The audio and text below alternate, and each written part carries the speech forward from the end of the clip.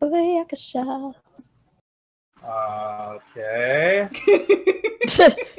I think we're live. I'm just waiting for this thing to turn on here. Yeah, there we go. It's on. All right, what's going on, people? Active here, and we're back for another week of Team Red Talks Nintendo. Yes, it is on a Wednesday. Don't check your calendars. Stuff happened. We had to push the show. But we're here. We're going to talk about some Nintendo. We got a lot of cool stuff to talk about. And if you hear the fan in the background, tough luck, because it's really hot and it's staying on. So why don't you guys introduce yourselves as I eat this delicious sandwich? Oh, Jesus. Oh, my goodness. I'll go first since I ain't got too much going on. But, hey, it's Coupon here, your gaming diva, the struggle diva, all that good stuff. Haven't really gotten a chance to do much this week, unfortunately. It's been busy, moving into a new place, all that good stuff. So hopefully we get some more production value out of the new place because, golly, it's small here and we struggling. But we moving up, fam. We moving up. That's what's up.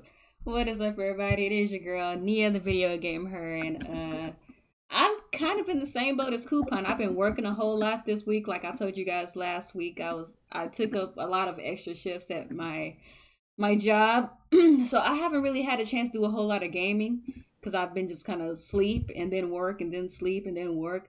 But I have been catching up on my comics backlogs, and if you guys are following me on Twitter and you're interested in comics, you guys can kind of see what I've been reading and kind of what I've been saying about what I've been reading. But as far as like games and stuff, I had a little bit of an opportunity to play some games the other day. Just trying to go through my gaming backlog. So I'm still playing through Metro. Right now I'm playing Metro 2033. So when I finish that, I'm gonna do Last Light, and I played a little bit of Dirty Bomb. So not a whole lot of gaming, just a little bit, mostly comics though. Pretty much what I've been up to. Alex. He's still eating I got the damn sandwich He's down. still eating the sandwich. I knew it. It's so good. I know, he sounded like he is going in too. Like, bro, this. Okay, so what have I been playing? I've been playing Telltale's Batman. That's a really good game, actually. So I just beat that game. I think I'll play Quantum Break next because I got a bunch of stuff off the Steam sale, but I think that's done now. But a lot of games to catch up on. It's still up now. Well, I'm on it now. There doesn't Is seem it? to be that many games on sale. Oh, maybe it's over then. I don't know. I thought I'm pretty sure it finished today. Yeah. Well, there's some games on sale, but it doesn't look the same. Yeah. But yeah, like Steam sale was amazing. Got some good stuff there.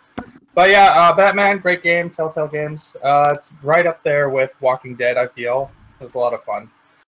But yeah, that's about it. Let's start getting into the news. We got a lot of topics to talk about today, and we'll start with Splatoon. Splatoon 2. Nintendo has announced there is a Splatoon 2 Direct tomorrow. It'll be at 10 a.m. Eastern, so that's 7 a.m. for me, 9 a.m. for you two. Should be fun. 25 minutes long, and yeah, it's gonna be all about Splatoon. What are you guys expecting from this show? What am I expecting from Splatoon?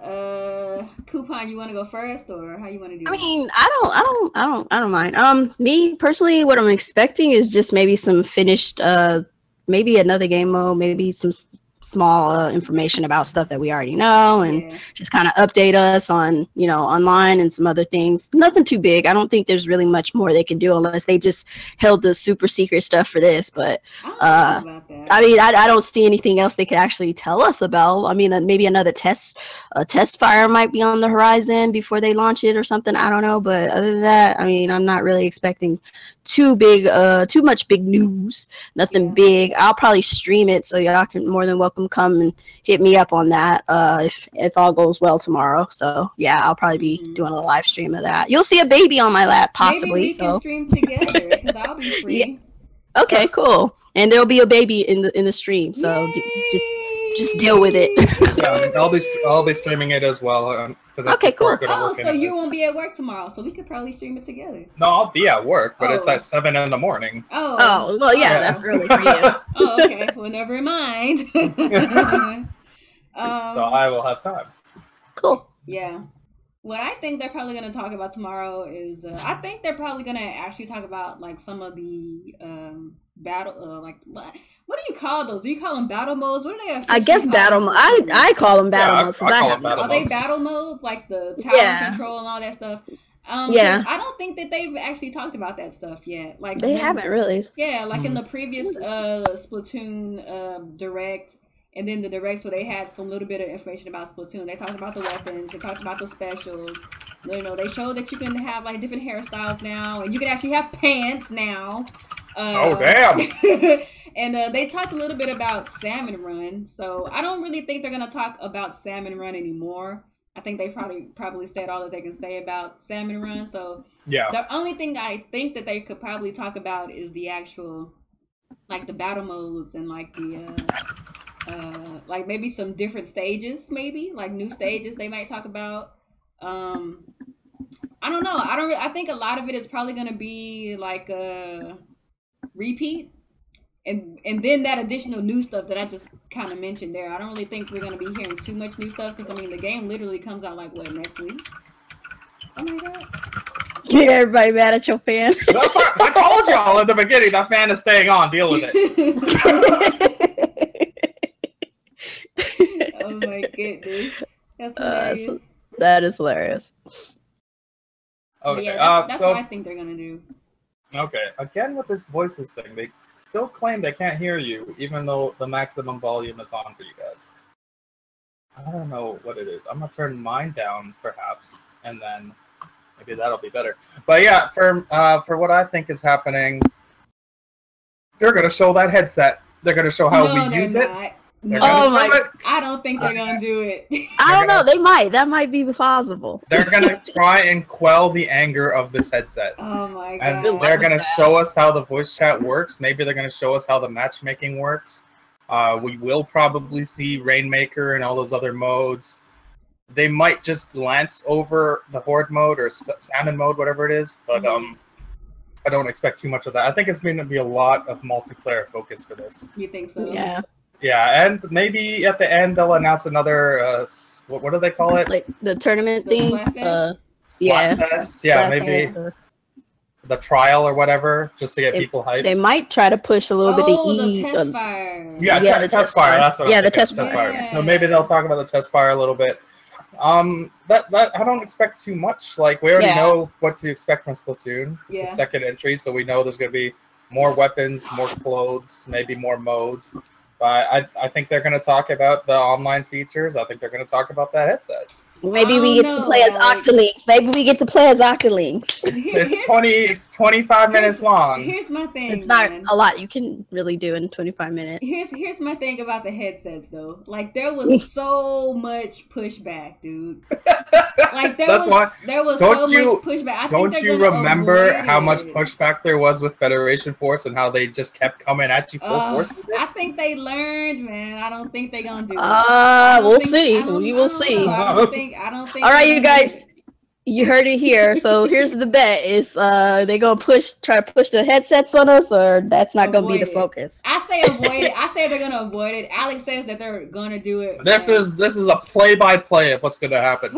You're gonna see a pool of ink in the middle of an empty stage. Reggie is gonna come out of the ink wearing the headset. Oh my god! And he's gonna say, "Splatoon 2 headset, a revelation, innovation," and then he's gonna go back into the ink, and that's it. That's all they're gonna talk about. It's gonna be amazing. Please don't let that be a thing. But it should be a good direct. Because lately their directs have been on point, especially the ones focused on a single game. So I'm expecting a good show. And again, 25 minutes. That's actually as long as their E3 presentation. That's true. Yeah. And they won E3, so it should be a damn good show. I have one gripe about Salmon Run that I just found out not too long ago. Salmon Run is actually going to be a timed event. It's not going to be something you can do all the time. I'm not. Oh God, Nintendo! Fuck your life, not mine, but yours. I hope it's like a Splatfest. It operates like a Splatfest where it's an event. Oh, that's kind of lame. So that's whack. Very I hope lame. that they have some more. I thought it was a mode. I know, because I want more cooperative stuff in Splatoon. I really wish they would get rid of the whole Well, I like the Splatfest thing. Yes, but the Splatfest, other I like the Splatfest, but like for the stages and stuff and time, anything else, no, stop. Oh yeah, they'll probably talk about how the rotation of the maps are going to be this time around. Yeah, because they're not 4 hours long or something, Yeah, or however long. They're 2 hours now, Yeah. which they should just get rid of it altogether and let everybody pick which stage they want to go to and do that randomizer. Yeah, but whatever. But yeah, that should be about it. A lot of multiplayer, so I don't think they're going to talk about the single player because they already had a trailer for it. Yeah. But we'll see. It's tomorrow morning. We'll all be watching. And 25 minutes. Yeah, they're going to sell you on Splatoon 2? Probably. All right, so let's go on to those headsets are the real deal, guys. Trust me. Oh boy. Going on. Let's move on. They're going to do it. Trust me.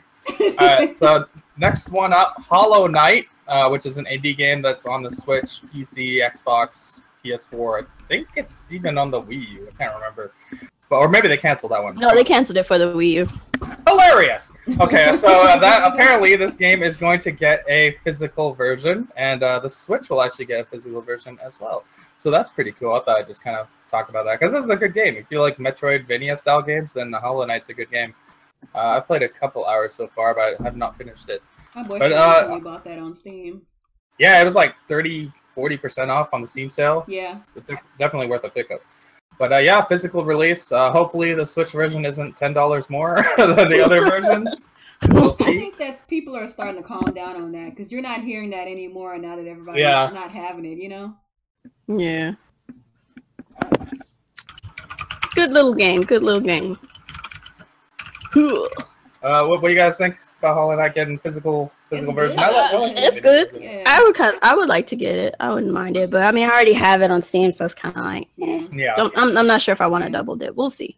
I feel like with a lot of games, like it's good to have a physical release as well as a digital release because, especially if you're like an indie developer, it kind of gives more exposure to your game when people can see it on the shelf next to games like Zelda and games like Mario Kart. And they're like, oh, shoot, and there's this other cool little game called Hollow Knight. Like, maybe I should check that out. Because you know how people are. Like, especially on the Switch when there's such like a limited amount of games on the shelf. Exactly. And I feel like a lot of people, when they, like general gamers, not people like us that like go through the digital shops and all that stuff to look for gems and stuff. Like generally, like just regular everyday gamers, if they see something that's on the shelf, they feel like it's more important. You know what I mean? Right. Like, they feel like, oh, this must actually be like a legit game because it has a physical component as well. So I feel like for indie developers, if you have the means to get your game physical, you should probably do it to give your game more exposure. That's all I can really say about that. I don't know if I would pick it up. Maybe if it was on like sale or something, but I don't know if I would pick it up. But lots of people would, I think, would give it a try. Mm-hmm. Yeah, I think it's good. More exposure. Obviously, when you look at this game on the shelf on Xbox and PS4, it's going to get lost because there's just so much other stuff out there, more high-profile games, because they have so much third-party games on those consoles. Yeah. But on the Switch, if you go to a store now and you look at the wall for the Switch games, it's pretty much like Zelda, Mario Kart, ARMS, and then some pre-orders for Splatoon, and then, like, that's it. There's like a couple other games, so like having your game up there alongside those is really good. Exactly. It's like it shows that your game like stacks up. So I think it's smart that they're doing this, and it's good they're actually bringing it to the Switch as well. So I'm happy with that. Yeah, that's good. That's a good look for them. Mr. Retro is in the chat now. You can't figure out how to handle links apparently, so I will try to send you this again, but yeah. Why can't you see this? I don't understand. There he is. You want me to send it? So, give me one second here, people. We have a straggler. He says that with so much disdain. We have a straggler. A straggler. Okay, Retro. Click the link. Connect and you can speak. Alright, so click that original link I gave you, Retro, and you should be able to join. Otherwise, I will give you a brand new one. And There you go. It's on Twitter. So click that one and jump in because we're going to continue. So next up is something I found to be really cool. Shantae and Shovel Knight are going to be joining Blaster Master Zero as DLC. Cool. I would click this video, but I'm scared it's going to go to Nintendo's channel and they will copy it. So I just got finished watching it. It was really cool. It goes live on actually July 6th, so tomorrow. So if you've bought Blaster Master Zero, which is a cool game, it's like kind of like a second version of an old NES game. It doesn't seem to be free. It'll be $2, which is not too bad, I guess. Not too bad. $2? Yeah. Mm-hmm. That's what's up. So it says version 1.3 of Blaster Master Zero will go live on July 6th, at which point the Shantae character DLC will be available on the Switch and 3DS. Shovel Knight will hit eShop on August 3rd. Also, they're not at the same time. Yeah. Okay. So Shantae is tomorrow, Shovel Knight's in August. Characters like Gunvolt and Akoro before them will be available for free for the first 2 weeks after they release. The free download period are over. Oh, cool. So it's free for 2 weeks. Oh, nice. Yeah, otherwise, if you want to slack and be lazy, you gotta spend that extra $2. I like this. I love when these indie characters get put into other games. I love it. Yeah. And just I love it. It's so cool. I love Shantae's little design for this. It's so cute. She's adorable. I saw the video. Her. Oh my god. She transforms into things and stuff. I know, it's so cute. I saw her when she was like a little monkey. I was like, oh, this is so cute. Shovel Knight look awesome. He's beating up on things with his shovel.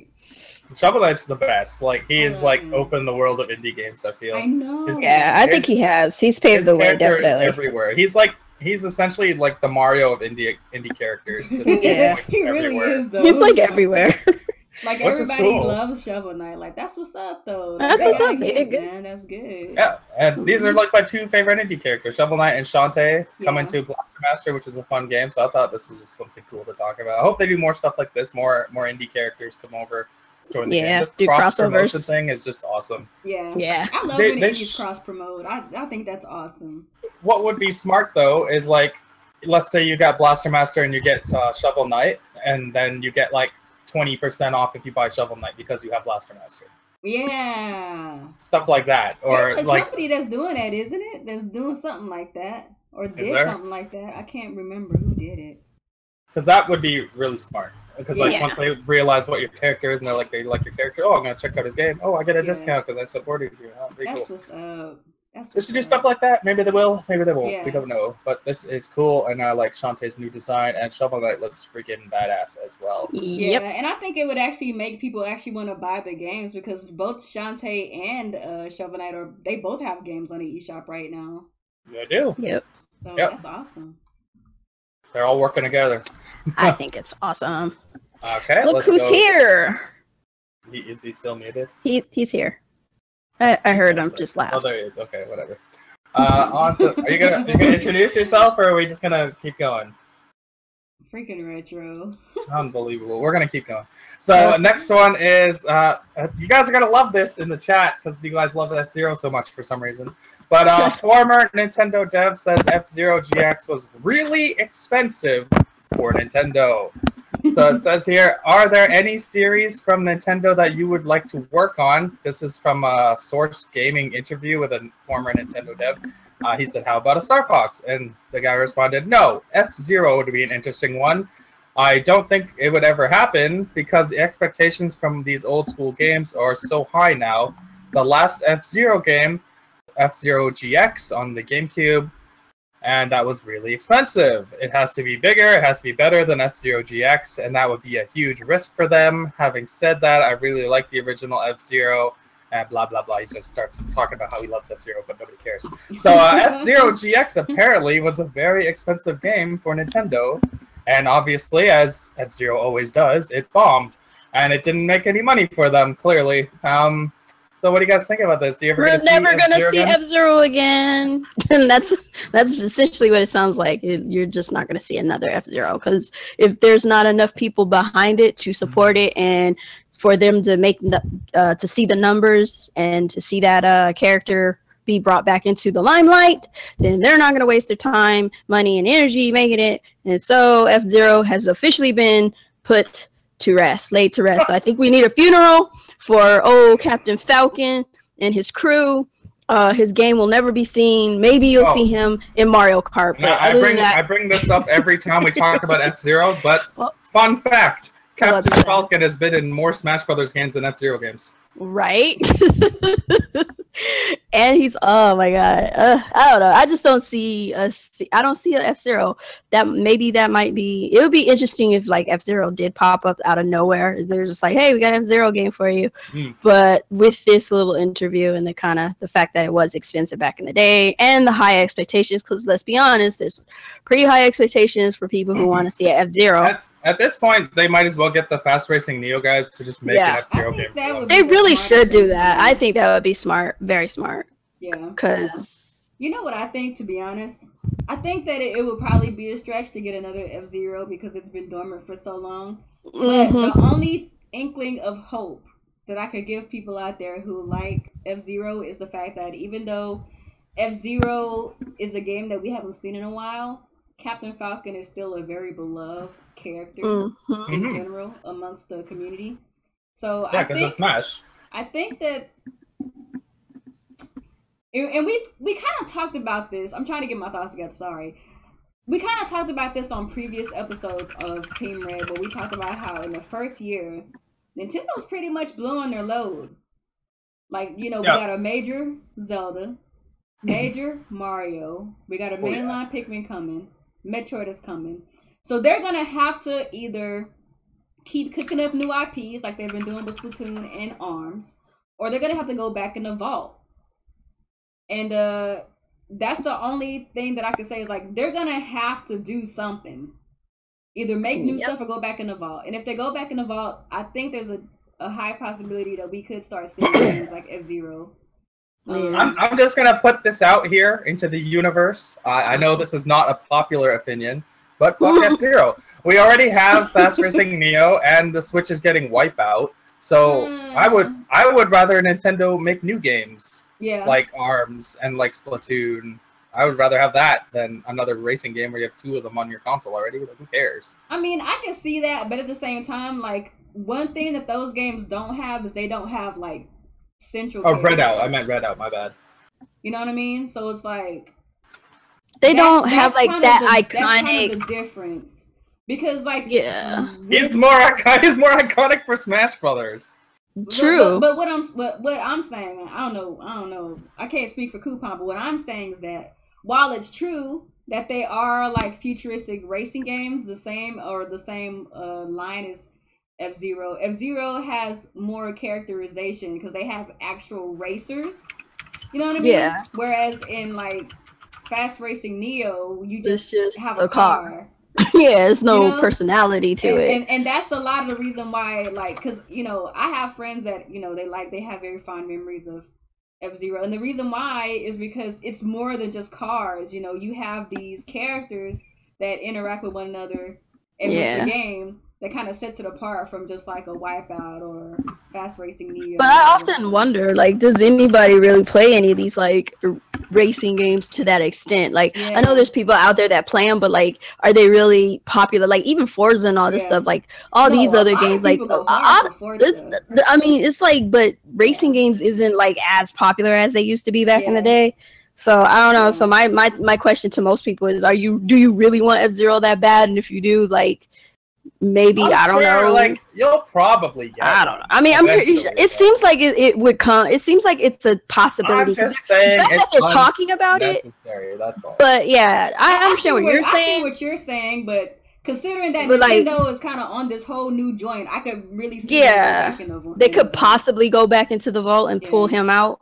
But it's like he's famous. You know, like Captain Falcon is like he's Smash Brothers now. Yeah. And so he's in a weird situation right now. He's Smash Brothers. People know Captain Falcon from Smash Brothers.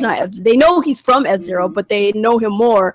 Do they though? For that, if Nintendo were smart, this is what they would do. They would completely make a whole like spin-off game of F-Zero where there's like there's F-Zero style racing. And then but there's something else going on. Yeah, there's segments when Captain Falcon is like kind of like a beat 'em up kind of. Yeah, like Captain Falcon. Like reinvent F-Zero at this beat 'em up game, and you just go like Streets of Rage, but with Captain Falcon. Yeah, Kinda like you could have Go ahead, Coupon.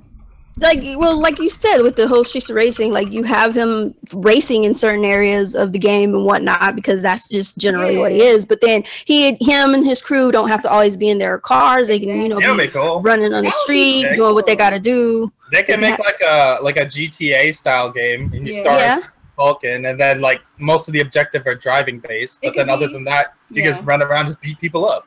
Yeah, it could be like I feel like there's a game like this, or maybe I'm thinking like movies. You know, like how some movies like are high action movies, and some of it is like you're street racing, and then some of it kind of like Fast and Furious, but with F-Zero characters. But with F-Zero. Awesome. There you go. Just incorporate Fast and Furious to F-Zero. There you go. Like if Nintendo were smart, I think that would be the best way to go. Break the mold. Like look what they did with look what they did with Zelda by changing the formula. Yeah, like you don't have to have F-Zero to just be racing. We get it. It is part of what it is, but like is it really the end all be all? Yeah, like, is it really and give us customization for the cars and the characters and other things as well. And or what people really say is so amazing about F-Zero, then expand on that area. Expand on that, yeah. That could be the campaign. Like what we're talking about right now could be the campaign, and then there could be like some Grand Prix mode where you just straight up racing. Like that would be I think. But anyways, let's get out of the C-tier franchise. Let's move on. Oh my god.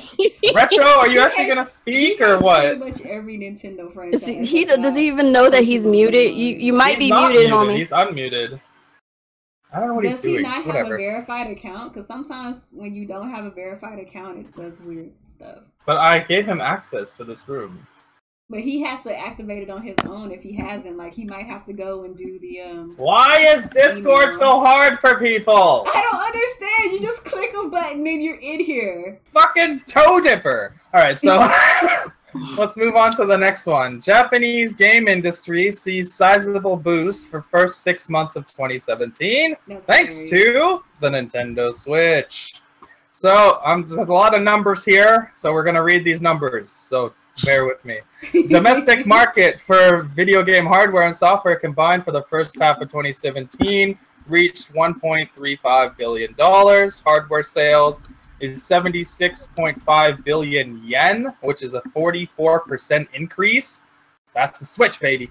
Software sales up to 76.69 billion yen. That's actually down 4.6%. That's pretty crazy. And so overall, it's a 153.2 billion yen. That's an overall increase of 14.8%. This is the first increase in 3 years in Japan's console market, which considering the first 6 months of the year. So that's crazy, and that's all due to the Switch, because obviously in the last 3 years, we've had the PlayStation, we've had the Xbox, and we all know that the Xbox barely scrapes 200 a week in Japan. But even with the PlayStation, in Japan with a freaking Xbox right now, right? I feel bad for them. Poor guys. But the Switch has really struck a chord with Japanese gamers, as we all predicted it would, because this is right up their alley. But this console alone is rejuvenating Japan's love of console gaming. Apparently, first increase in 3 years is very impressive. That's crazy. And then they talk about some hardware sales. So Nintendo Switch, just over 1 million units sold in the first 6 months of 2017. That is nuts. Yeah. PlayStation 4, it sold 877,000 in the first 6 months. They're at a total of 4.8 million. DS is at 22 million. Vita's at 5 million. That's the only place the Vita sells, apparently. In Japan. And oh my god. Xbox One total sales from 2013, 78,000. Wow. 78,000. Since 2013? Since 2013. That's or maybe that's just 5,000 in 6 months. But the total is 78,000. That is unreal. Way more than I thought. That's pretty bad.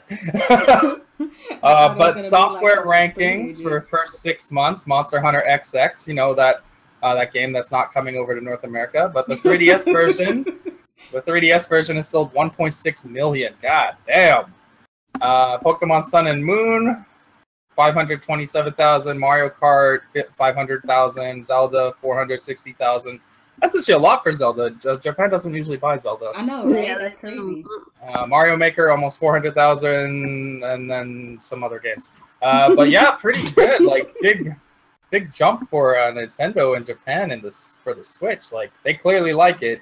Yeah. And more than anywhere, Japan is having shortages more than any other area. Yeah. So like Nintendo actually came out and apologized to Japan specifically because of the lack of stock. That's crazy. So they're doing good. They're doing great. Sony's doing great there too, which is nice to see. And just one guy can't crack it over there, but they'll figure it out one day maybe. But yeah, Nintendo and Sony are always gonna do well in their home country. Yeah. A lot of people forget that Sony is also Japanese, so they rock with them over there as well.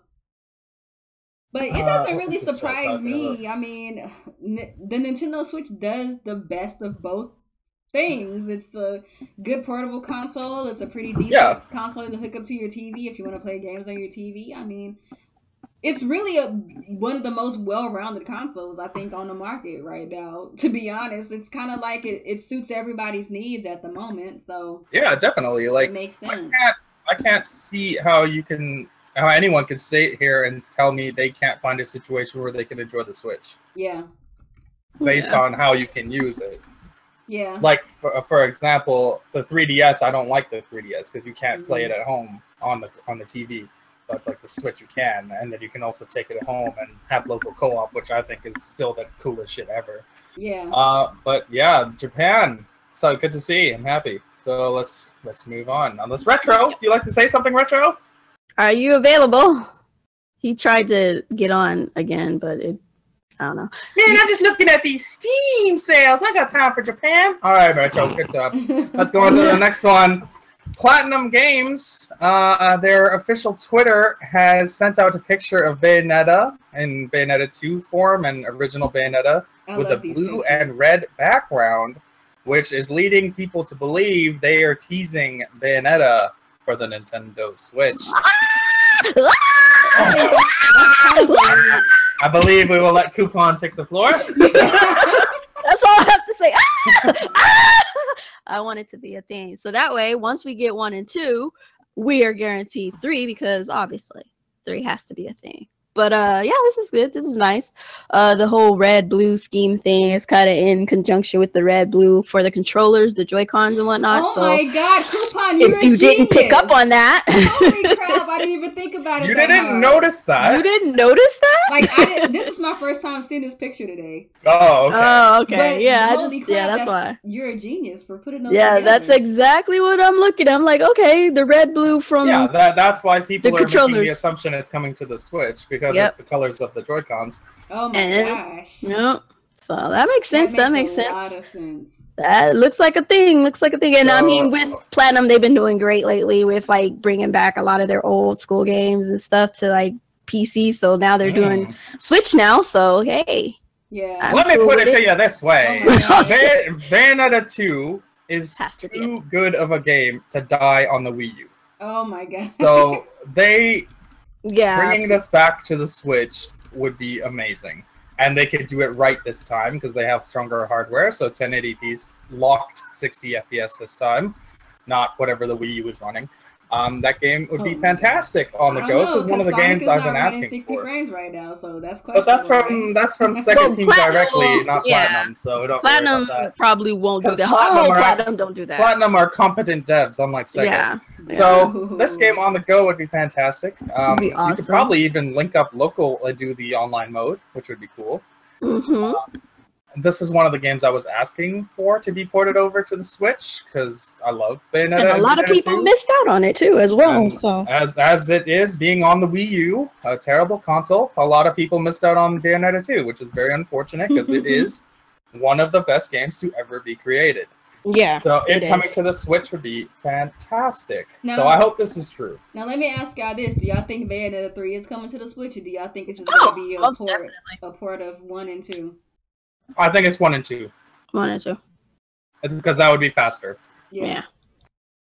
A 3 will eventually come. I'm pretty sure 3 will come, but not. But they're doing the Mario Kart thing. Like, it's a good game that a lot of people didn't get to play. Right. they're going to port it over to a console so, people care about. So I hope that's sense. real. I really, really hope that's real, and that happens. Hopefully soon. It'll probably be a 2018 game. But, well, you know, way, I know that Sega is the one who made this possible, but we did get Bayonetta 1 and we did get Vanquish on Steam. We did. Because a lot of people wanted it, so they might be bringing Bayonetta 1 and 2 to, you know. Hey, if it goes to Steam, I'll be happy there, too. No, I'm talking about they might just be bringing it in general, because Sega's already been doing this thing, bringing all these games back, and since they co-published Bayonetta 2, it's possible that they maybe talk to Nintendo about maybe getting it ported over to the Switch, or maybe all consoles or Steam or wherever it goes.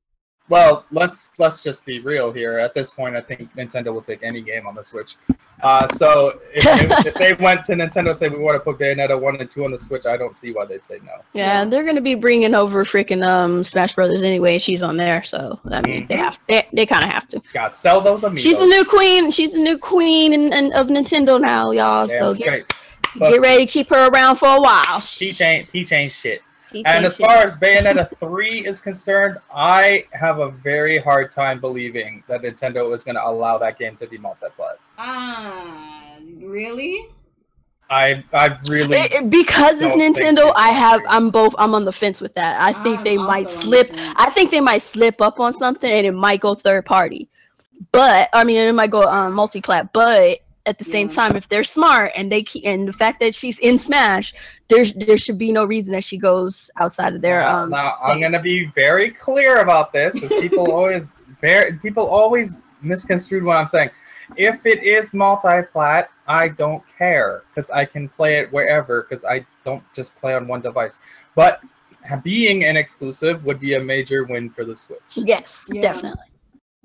I'm on the same page as Coupon. It don't matter where it is. I'm totally gonna get it on the Switch regardless. We're not like those fake ass Bayonetta fans who wouldn't buy it on the Wii U. On the Wii U, yeah. You know, we actually bought it on the Wii U because What? I mean, they were flipping out. Oh, I'm not gonna get it if it's on the way out. Well, okay, then don't get it. But here's your opportunity to get it again. And if it's still a Nintendo exclusive, and you still screaming about how you don't want to deal with Nintendo things, and the Switch is doing great, then hey, that's your problem, not mine. Whoa! Rosalina is not the queen of Nintendo. Rosalina? Rosalina is the prince. Rosalina is the princess, the real princess of Nintendo. But the queen status, diva status, is Miss Thang here, Miss Bayonetta. So let's get Retro's vital intake on all of this. Retro. So Retro, we can't move on to the next topic without you. So what do you feel about Bayonetta coming over to the Switch potentially? Man, I'm just looking at all these Steam sales, man. I just want to get it on Steam, man. All right, Retro, calm down. Oh my goodness. Okay, all Retro. About them Steam sales. Retro, check your settings and see if you have yourself unmuted, and make sure it notices your headphones. He's in the damn group now. Yeah, he's in the thing. Go to your settings, go to voice, and make sure it has your headphones or whatever you're using connected to your device. Make sure you set that inputs in there. I gave him voice permissions. I gave him connect permissions. And make sure it's not push to talk. Make sure you have it voice activity and not push to talk. Because if it's push to talk, that's why we can't hear you. You have to push a button first. But didn't he make a noise earlier? I heard him do something, but it just went away. I'm pretty sure I heard him go Steam earlier. That was me. But let's move on. Unless you guys want to talk some more about Bayonetta, I'm always. Oh, we're good. We're good. All right. Well, Retro, I'm gonna assume you agree with us. So let's move on to Phil Harrison, who is this man in the picture. I don't know who he is, but apparently he is a former Sony and Microsoft executive, game executive, and he says the Switch can play to a wider audience than the PS4 and Xbox One. Here's what his quote actually says. I think Sony have done a great job in making the PlayStation 4 a very popular all around the world. What I wonder about, and maybe I worry a little bit, is are both Microsoft and Sony growing the market? Are they building and investing in content that broadening the experience to bring in more players? It looks like to me, from their public announcement at least, that they are increasing the same kind of core hardcore gamer, whereas Nintendo Switch has the opportunity to play it to a wider audience. So it's going to be really interesting to see how the market dynamics play out over the next 3 or 4 years of this console cycle. He has an interesting take on what's going on. I actually do agree with him. The Switch reaches a much wider audience than the PlayStation and Xbox it can ever hope to reach because of the nature of it being portable. Yeah. They can reach the 3DS audience, they can reach the cell phone audience, they can reach the tablet audience. That's something that the PlayStation and Xbox just can't do. So he's not wrong. Obviously, PlayStation's doing incredible this generation. Xbox is still doing good. But like the Switch, its potential is virtually limitless because it can reach. Think about it, sorry. Yeah, go. And when you think about it, the Xbox and PlayStation communities are kind of sharing amongst each other. Right. You know what I mean? Whereas like the Nintendo Switch, it kind of has. I know a lot of people have been saying this. I sort of agree with it, and then sort of kind of not. But it kind of has that. There he is. There he goes. That didn't take forever. It kind of. It kind of has like that Wii appeal where it's not intimidating to approach if you're a person who's not really like a gamer like that. So I feel like the Nintendo Switch, it kind of has that, like you said, it kind of reaches the tablet market, the console people. They see this cute little device with a screen on it and they want to know what it is and what it can do, you know?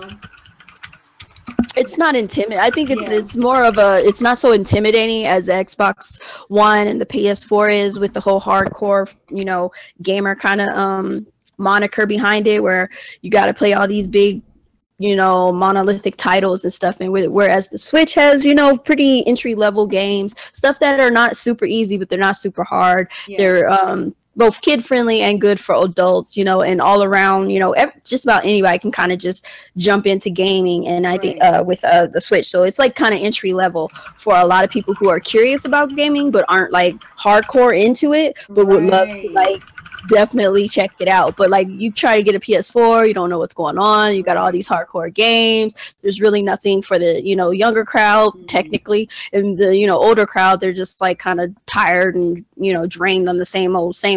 So like with the Switch, you have a lot of variety of different things, both hardcore and, you know, some pretty, you know, entry level games and stuff like that. So I think that's kind of probably what he was getting at as far as like having an all around type of feel for the audience and stuff. Right, because imagine walking into a store and seeing, like, say the Xbox One X, and like the game on the screen is Anthem, versus seeing like a game on the Switch on a separate kiosk with Mario Kart. You know, which one is gonna have the most overall draw? You know what I'm saying? Yeah, especially for an entry level gamer. You know, someone who's curious about gaming. Right. Like your average kind of like Joe Schmo or whatever, who never really picked up a video game for the most part. They probably dabbled in it here and there. They're not looking for a big game like Anthem to kind of get into gaming. They're looking for something that your life. That's gonna take your life away. That's gonna take a lot of understanding about the mechanics of gaming in general and all this other stuff.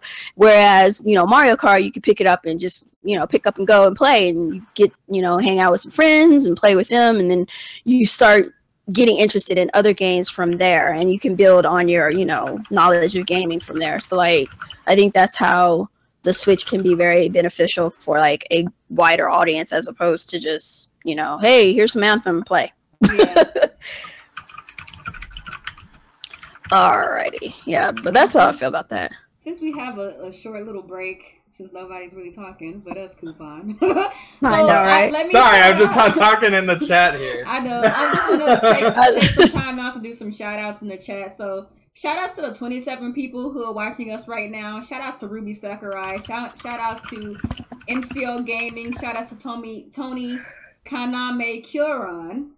Shout outs to EJ Johnston. Shout outs to One White Kong. Shout outs to Phantom One Op. Thanks everybody who is in the chat right now, rocking with us. Matthew Pipes. Guys, make sure you share and like this video. We got 28 people watching right now, but we only got 6 likes. We got to get these likes up, fam. That gets the viewership up. So go ahead and get them likes up. Get them up.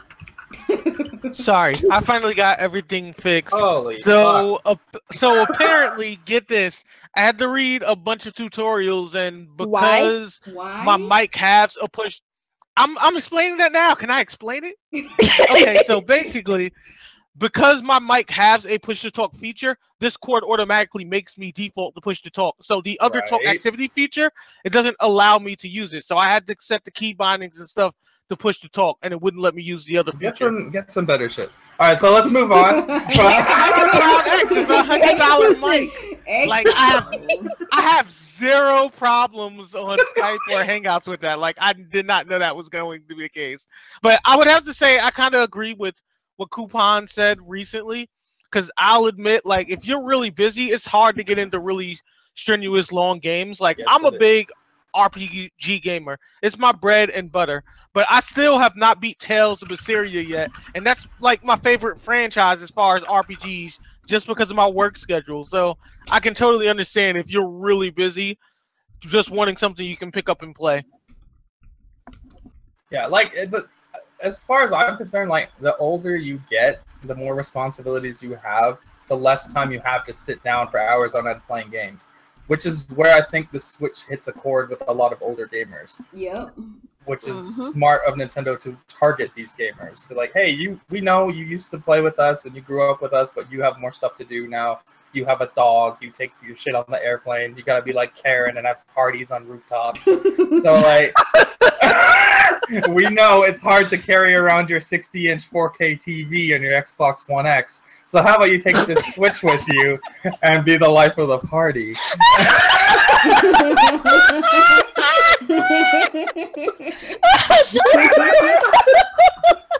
I'm sorry, I can't hold that one in. Fuck that. I saw it coming. I saw it coming. I was hoping we would get to the next topic. He did that. Okay, so I forgot about this topic earlier, but I just found the article now because it actually happened today. Fire Emblem Warriors actually had a new trailer today, and there's new characters. The Fire Emblem Awakening characters. Right, don't tell me! Is Aiken? No. He's not in Awakening. He's not in that game. No, I just Chrom is there. And who else? Lucina, I believe, was added as well. She hates Lucina. You know she hates Lucina. I'm just listing the characters. Messenger. Okay. I'm not mad at you. I'm mad at the fuck. So it seems like what is it? The axe wielder Lissa and Robin will make an appearance. Oh, Robin. Okay, that's cool. Robin's cool. Yeah, I know Robin. Yeah. Yeah. Cool. Yeah, so Chrom, Lucina, I don't see anybody else. And her name is Lucina. And his name is Lucina! Lucina, Lucina. I'm gonna use that. Your time is up, Lucina's here. Okay, unlike previous Fire Emblem games, this is real time, blah blah blah, and they're just explaining Fire Emblem. So, thoughts? You guys happy? Fuck Lucina. Characters. Fuck Chrom. Chrom is my second baby daddy from Fire Emblem, so I'm F Chrom. I'm cool with Robin. That's cool, but F Chrom. I'm sorry. I'm still not getting this game until Ike shows up. Period. Point blank. Yeah, I'm in the same boat. I'm waiting to see Ike. Like that's the only Fire Emblem character. He said ruined Fire Emblem. Who ruined Fire Emblem? Oh, Awakening. He doesn't like Awakening. Yeah, MCL said you ruined Fire Emblem with that. Lucina got Chrom in the AA. Yeah, silly. Lucina will soon be the 16-time champ. Face that runs the place. I would love to see some Fire Emblem wrestling. That'd be interesting. A Fire Emblem wrestling game would be fun. I'm still waiting for them to fix the problems I have with the game. Frame rate, graphics, Ike. Unless I get that, I'm just not interested. Nia, is this enough for you to get Fire Emblem Warriors? I'm probably going to get it anyway because I'm a Fire Emblem fan. Alright, Coupon? I'm going to assume yes. Retro, are you interested in Fire Emblem Warriors? I like Fire Emblem, but frame rate is a big issue with me. Like, I don't think I can get past that. So I want to wait a little bit, see if they fix a couple of things first. Yeah.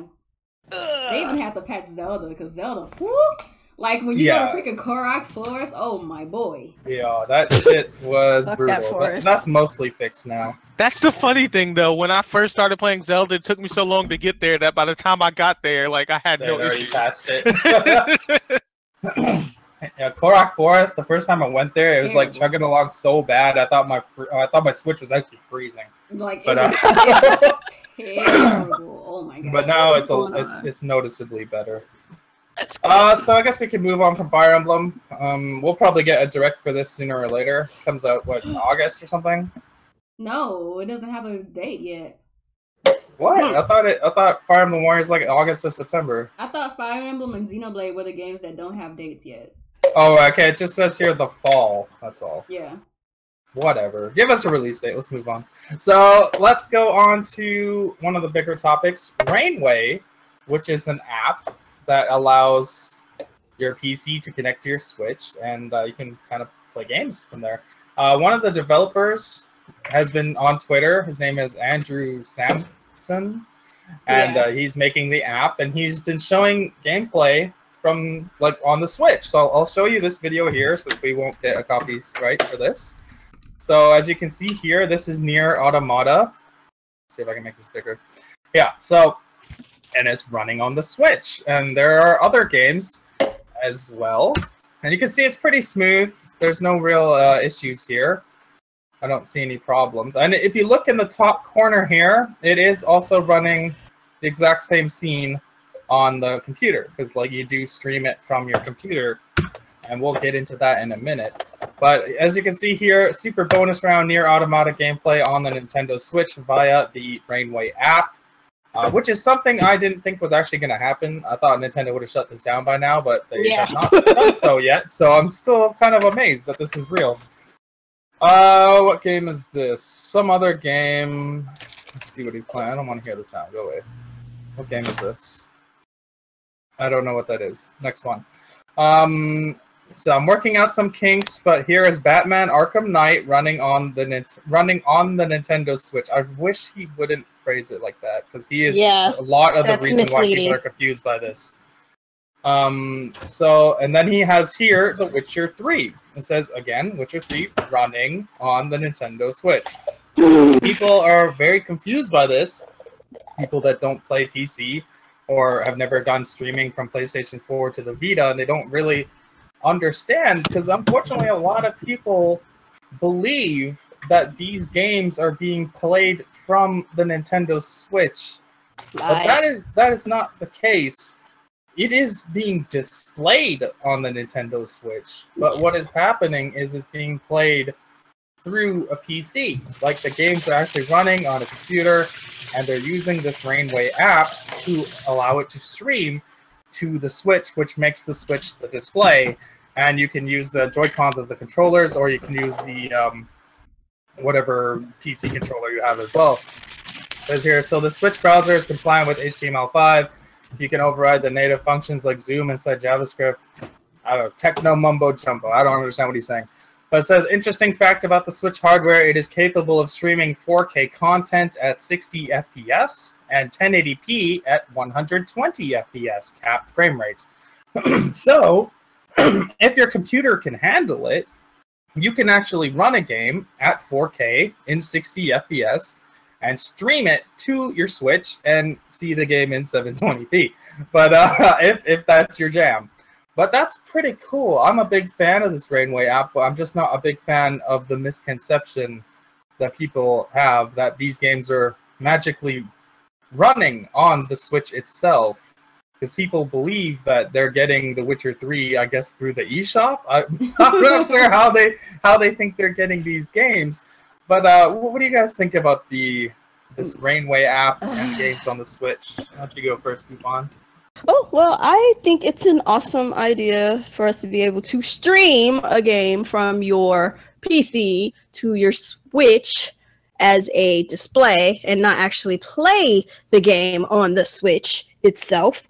Like, it's not coming on the Switch, but the misleading you know, titles and things I've been seeing out there is kind of unfortunate because a lot of people are going to assume you can go out and get you a Switch and you can play all these games using this app, and that's not the case. You definitely have to have a PC that can work most of those games for them to play as smoothly as you would hope for them to play. So you can't just be getting some old random potato PC thinking it's just going to do great, and, you know, nah. You got to have a decent computer to run those games and in order to stream them to your Switch. But the concept behind it is definitely good. It's great that it's working. Great that it's useful. It's going up. I was right there with Alex. I thought that Nintendo would shut this thing down. I wasn't too hopeful, but I was trying to keep hope alive, you know. And so to see that it is a thing and that it's a possibility that it's coming to the Switch and whatnot, and that it's actually working, that's great. It's just people need to realize that it's not running on the Switch. It's just the Switch is a display, just like your, you know, TVs and stuff. It's a display, you know, that that shows you the games that you have on your PC, so you can stream them from there. So just don't get confused is all there is to that. Yeah, that's pretty much well said. You know, you have to have a pretty decent computer that's capable of running these games, and you also have to have a decent internet connection because my boyfriend and I, we actually have a Steam Link here that we use in the living room sometimes, and when our internet connection is crappy, the gameplay is crappy, but for the most part it works fine.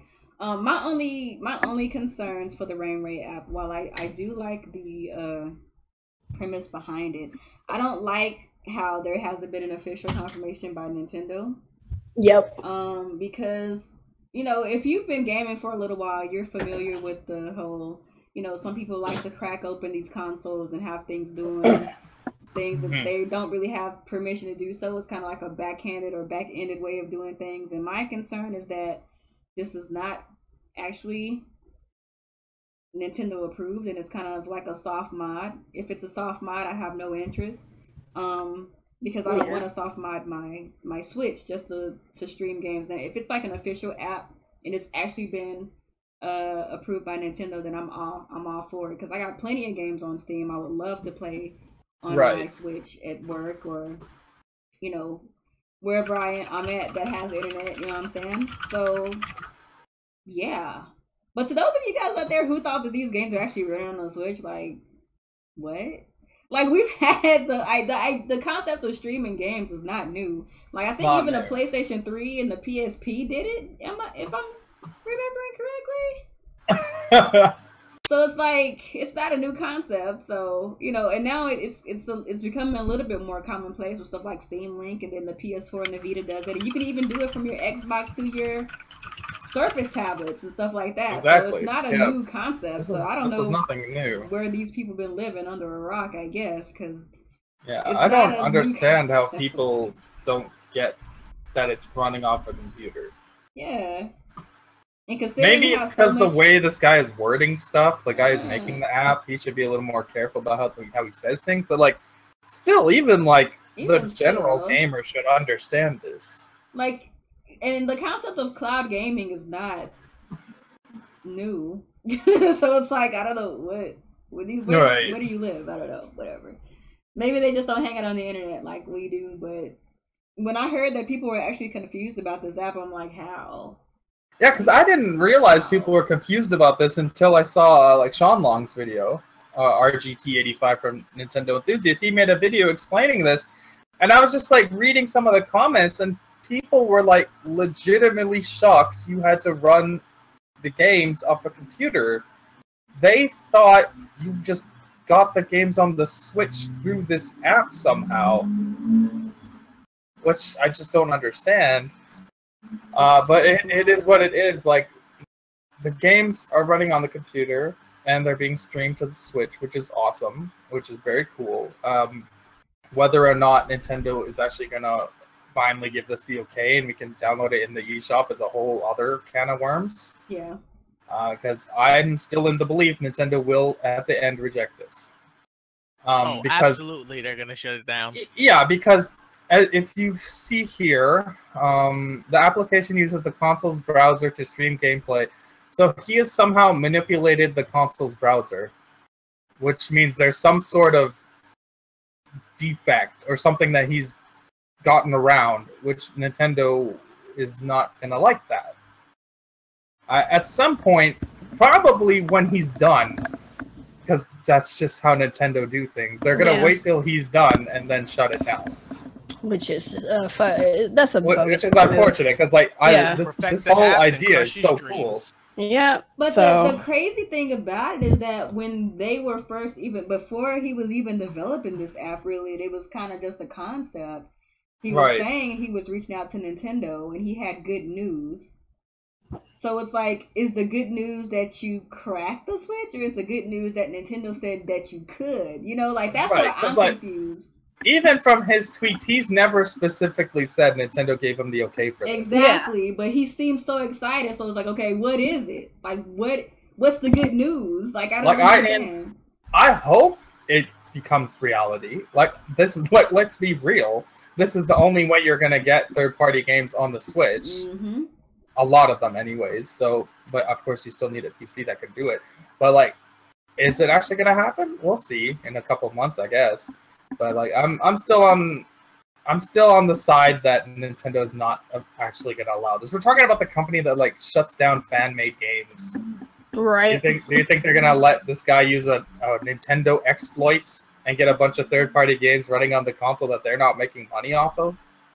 Right. If they do, that'd be really cool. Like, I would like to be wrong about this. Yeah. I would 100% like to be wrong on this. That's where my skepticism lies too. Like, my skepticism is this actually approved? Because I don't want to be excited for something and they're like, oh yeah, by the way, there's a soft mod. Like, no, I'm not doing it. Not doing it. I don't know. For me, it's like when I hear things that's just like super amazing, I'm like, yeah, this isn't going down. Like, if you hear that they're actually gonna Switch can work without using another app, then you're like, yeah, Nintendo's about to shut that down. Yeah. And they're not getting paid. They're not getting any kind of, money out of these third-party games running on their system like that. The only way I can see them making money off this is if it becomes a paid app in the eShop and Nintendo takes a cut. Yeah. Or if it's like a monthly service you have to pay and Nintendo takes a portion of it. Then they probably wouldn't care. Yeah. At the same time, that's a good question. They would get with the people and try to cut some kind of deal with them. Yeah. But at the end of the day, if Nintendo says, fuck your app, it's not coming to the Switch. Mm-hmm. Yeah.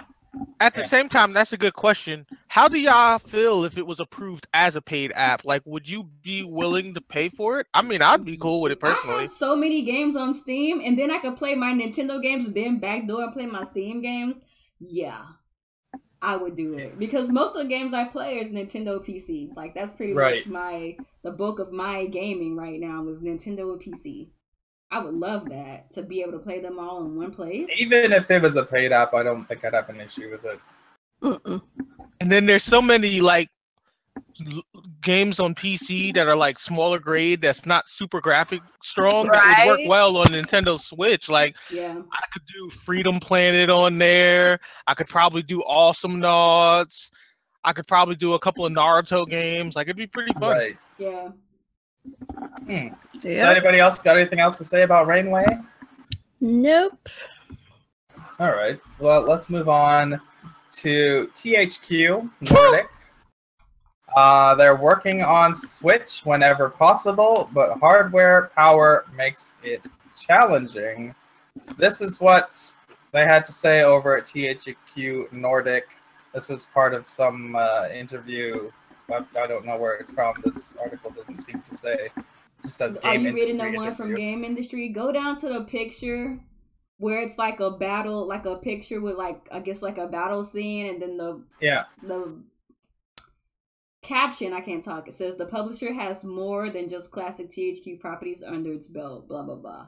And the little excerpt talking about that whole ordeal is underneath there. What? Like, go down to you're on the article, right? Go down to the picture, like the screenshot of, it looks like that Battle Crashers game or whatever it's called. Oh, okay. So go down there, and the caption says the publisher has more than just classic THQ properties under its belt. Oh, okay. Yeah, I see that here. So the excerpt where they're talking about the Switch is underneath there. Okay, we've been in touch with Nintendo about the Switch for more than a year. So we've been looking at it for our current lineup, and we look wherever it's possible. It's just a bit sad that they haven't gone for more beefy hardware, but it is what it is. So we just have to work our way around it. And there's a little part above there too, where they're talking about how they have some demanding games. Let me just read this real quick. This is partly due to 3DS firms, I believe, blah, blah, blah, blah, blah. Yeah, they say they have some other games, and they don't want to be synonymous with kids anymore. They're going for more hardcore markets. Then why are you looking at Switch then? Because that's not the hardcore market. Right, it says, okay, we have notable artist Joe whatever. He said, there's a challenge running smoothly on the Switch, and open world sci-fi RPG Elix is just too demanding right now, which is some of their titles that are coming out. So this game, I guess this is the game he's talking about, this little hand-drawn game, as apparently too difficult to put on the Switch. That's that Battle Chasers game that they showed at the Nindies Direct. Wow. Okay, so that actually looks really cool. It's challenging though. So here we go again. We're back at it. Another generation of third parties, which will make any excuse they can to keep their games off Nintendo's console. And the same thing comes up time and time and time again. Power, power, power. We're talking about developers that, not these guys specifically, but just in general, we're talking about developers that put their games still on last generation hardware. We're talking about developers that put their games on fucking cell phones. Somehow, they have trouble working on Nintendo's hardware only. Even though the Switch is the most developer-friendly console that Nintendo has ever made, that is factual. And it is scalable because of the engines that they support, and the hardware that they use make it easier to port to than any other Nintendo console. So, again, we're running into this issue where they cannot tell you the real reason of what's going on, of why these games aren't coming to Nintendo, so they have to use a scapegoat, and the scapegoat always is power. Power, power, power. When we all know the real reason is money, fan base, install base. They're not there. They don't buy the games. And these guys can't say that out loud because it makes their company look bad. So they would rather make up nonsense, to be honest. Like, power is the reason, when you can, of course, scale your games down to run on the device. Because a lot of us in here, myself, Nia, and Coupon, and Retro, we play PC games. And we understand about scaling and how you can reduce the settings, like low, medium, high, ultra settings, different resolutions, different frame rates. All of that stuff is possible, especially with the Switch. Using the hardware it is, you can get these games running. But they don't want to put the effort in, which is unfortunate.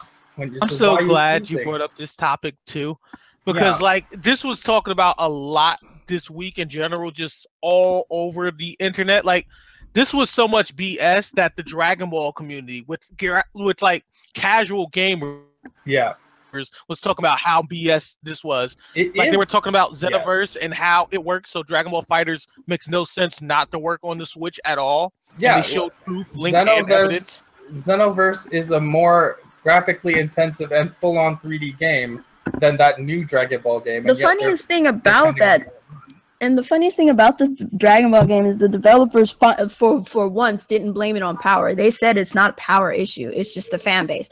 It's the install base. They said it themselves. It is the install base, which other developers are not saying. They won't say that. They said it. They were like, look, we'll bring it over. We just want to know you guys are going to purchase it. If you're not, what's the point of us bringing it over? Which I can relate. That's totally fair. That's totally fair. They're being straight up honest. But they also, in the same breath, was like, if you beg for it, And that I don't approve of. No, I'm not going to beg for your game, but if you are willing to make it and there's an install base, then sure, I'll purchase your game. But people like THQ and stuff talking about, oh, well, it's about power. No, it's not, because this is probably the better, more powerful consoles that Nintendo has ever had for the longest, and it's user friendly and it's easier to scale things down, like, you know, like Alex said and everything. So like, there's no excuse about power. And if you want to start talking about power, I don't see other people with powerful consoles getting a lot of freaking games, but I won't say anything else on that. But still, it's not about power. It's, you want the install base to be there, and we get it. One developer used the excuse, I can't remember which one it was, but it was so stupid. They said something, I'm paraphrasing, putting the game on the Switch wouldn't meet our vision of what the game should be, because they just simply don't want to scale the game down. I would respect that versus it's just not powerful enough. Just say, which is fine. Like, they don't. Look. Yeah, they don't want the game to look inferior than other versions. That's why we don't want to put it on. Which is fine. Like, just say something like that. But like, when you turn around and say, "No, it just won't run," that's a lie. That's a lie. I mean, call me petty, but what happened to the good old days when you scale up just for cutscenes and then scale back down for the regular gameplay? Like, isn't that still a thing? I don't think people want to do that anymore. Like, yeah, they don't do that no more. And this is what I'll say about this, man. Like, I'm not a game developer, but like Alex said before, like, I've been playing PC games enough to know that even if there's a game that seems like it requires a lot of assets, if you do some, you know, finagling around in the settings, you can get it to do what you want it to do. And even on last week on Team Red, I was saying this is why game makers on consoles need to just give us the option to just fix our settings like PC games do, because that would just fix everything. And we can choose if we want to have a game that looks trash or not. You know what I'm saying? Like, let me make that choice whether or not I'm gonna take out some of the aliasing or take out the shadows or whatever. Give me that choice. Which is one of my biggest gripes with the Xbox One X and the PS4 Pro. You don't really have that option. The PS4 Pro does it for like Tomb Raider and a couple other games, but like they don't give you that option of, oh, I want to play 4K with 30 frames, or oh, I'll do 1080p with 60. You don't really have that choice a lot of the time. Yeah. Which doesn't make sense considering how similar these consoles are to PCs now. That's the thing that I don't understand. It's like, I understand that the Switch is not a beast. It's not a powerhouse. We knew that. We know that. We know that. That's not the argument. That's not the argument. It's like, in my opinion, I would beg to differ. I think the Switch is a beast for what it brings to the table. I mean, as far as like handhelds, it is like the evolution of the 3DS. Right, it's the biggest. It's probably a beastly handheld. Yeah, it's a beastly handheld for the handheld section. But as a console itself, no, it's not beastly as a console. You know, a at-home console, because obviously there are others out there. But for what it does, yes, it's definitely a beast. Yeah, I gotta apologize. I always forget that. Like, the word console and Switch is like non-existent in my vocabulary. Yeah, it's not a console. We know it's not. It's not a traditional home console. Yeah. It doesn't really play by traditional home console rules. Yeah. But when you're comparing it to an Xbox and a PlayStation and especially a Pro and a Scorpio, it's definitely not a beast. But in the same breath, you got to remember, this console has a lot of the modern engines, and it's easy to develop for because Nintendo designed it that way along with NVIDIA to make games being able to run on this device. Even the CEO of NVIDIA made it very clear that this console will be able to run games and port them over easily. And Miyamoto even said that a AAA game can be ported over to the Switch within 1 year. And that's the thing that I don't understand. Like, sure, the Switch is not a beast if you're comparing it to the other home consoles, but it has the tools inside of it natively. Like, we talk about this on Team Red all the time. It has the tools inside natively to make it easier for developers to optimize it. So even if you have to make it look uglier, you can still get it to work with optimization, and it runs fine. It just won't look as pretty, but it will be comparable to playing a game on PC on low settings, and that's really all it is. For example, you have a game on PlayStation 4 will be like 1080p. It'll be 30 frames per second, a mixture of medium and high settings. You go over to the Xbox One, it'll have similar settings, medium to high, but the resolution will be like 900p. Then you go down to the Switch, which is a little less powerful than the Xbox One. You'd be looking at maybe 720p with a mixture of medium to high, or maybe just medium settings. Yes, it's going to look worse. Absolutely. I feel like it's not as the powerful. most frustrating thing as a PC gamer about all of this is how disrespectful everyone is to NVIDIA. Like, they really sleep on it. Like, T1 isn't holding down power. Yeah, true. Right. True. NVIDIA is the leading graphics card manufacturer. They know what they're doing. It's like we give Bethesda passes for being inconsistent with their games and choppy all the time. But we have a company with a good track record, and you don't want to listen to them? Right. I don't understand why people give Bethesda a pass all the time. Their games run like shit. Absolute shit. Yeah. Well, the open world games anyways. But what it really boils down to at the end of the day is that they're not going to make their money back, or at least they not feel only they that, but we've come to such a point in gaming that developers feel like if they dumb down the appearance of their games, that's gonna cause like some kind of like apocalyptic effect in the gaming community. And in some respects it might, because gamers these days, they really care about graphics a whole lot. They're very laser focused on resolution and polygon count and all that kind of stuff. And that don't do nothing about your game whatsoever. But I think that if we were still living in, say, like the 6th generation and beyond, like people would easily port to the Switch and willfully port to the Switch, even if it looks lesser than, because back then we just wanted to play a good game. We didn't care if we didn't have as much aliasing or any aliasing. We didn't care if we didn't have as many shadows and lighting. We just wanted to play a good game. But now everybody has their freaking magnifying glasses out, seeing what your polygon count is, seeing what your resolution count is. What's your water looking like? Right. To the point where, like, exactly, your water. So now THQ Nordic doesn't want to put any games on the Switch because they feel like it will make the game look too ugly, quote unquote, and people will just pretty much tear the game apart or not buy it because of the way that it looks. And in some degrees, you can even kind of say they're correct in that assessment. Sometimes it's true, but are like that. But then you have to look. Wait, hold on. Then you have to look at the other side of the tracks. So you say you don't want to put your game on here because it's not gonna look as pretty. But Nintendo gamers, for the most part, and the Nintendo consumer, for the most part, don't give a shit about how pretty your game looks. They want to know, is your game going to be fun, and is it working right, for the most part. And if you're willing to put in that effort to make sure the gameplay is going to be there and stuff, then the graphics, I mean, it's not going to be as big a deal to a lot of us.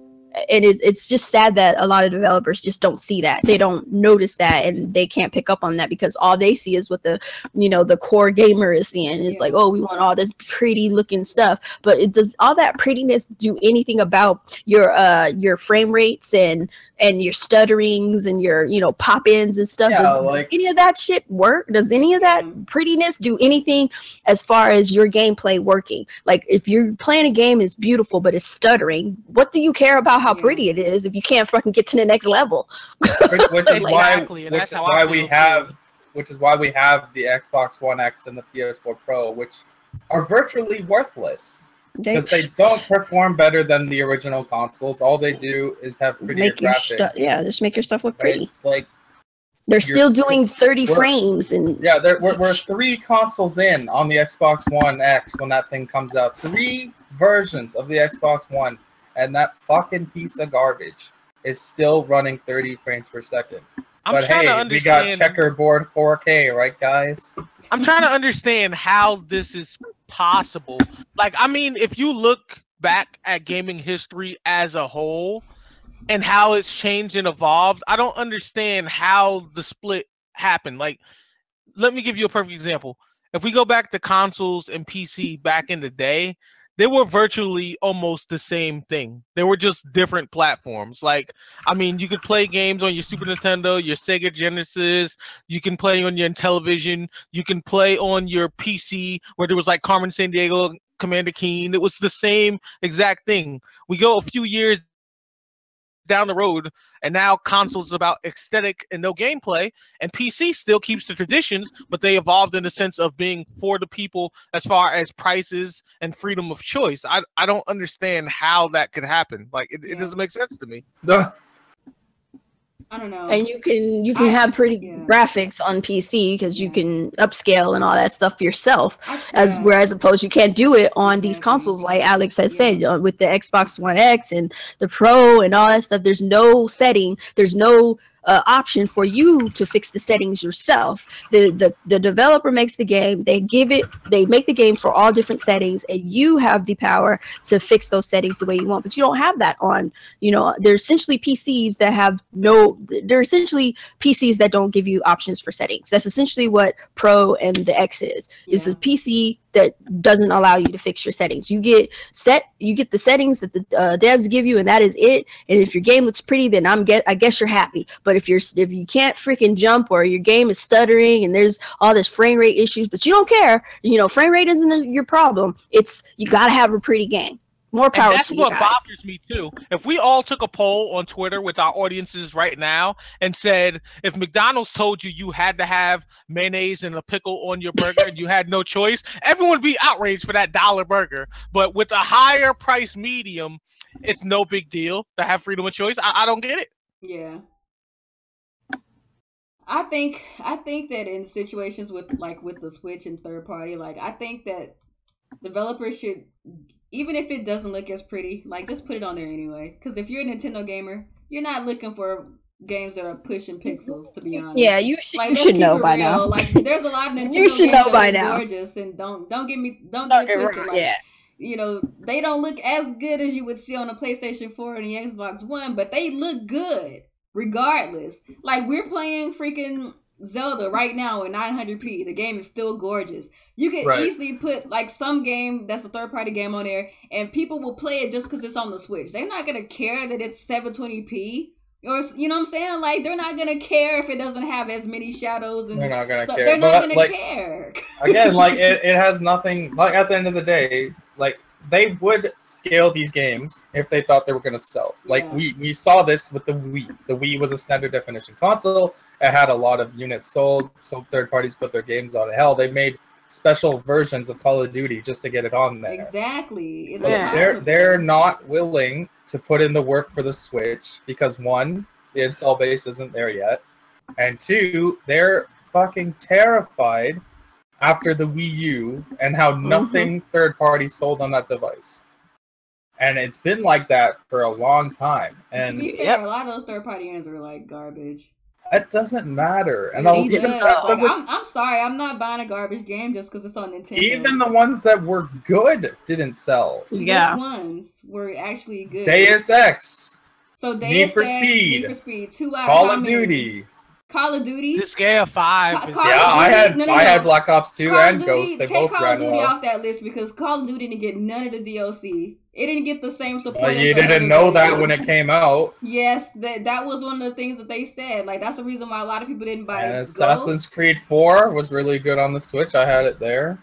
I had a lot of third-party games on the Switch. No, there was a lot of them that were that weren't the ones that were not good ports outnumbered the ones that were. It's irrelevant. The ones that were good still didn't get bought. I would have liked to agree with. It is true. There was a lot. There were some good ones, but then they still weren't bought. Let's just be straight up front. People Switch, Nintendo gamers, we don't buy third parties. Let's just be upfront. We ain't looking for no third party games. Even though you sit up here screaming about how you want third party. I want third party games. True, I do. But I also don't want the whole watered down version of the third party game as well. So I'm on both of your side. I understand where Alex is coming from with there are third party games that came to the Wii U that were really great, the list and you tell me every single excuse you have for these games selling, and then we'll go from there. So let's start from the bottom.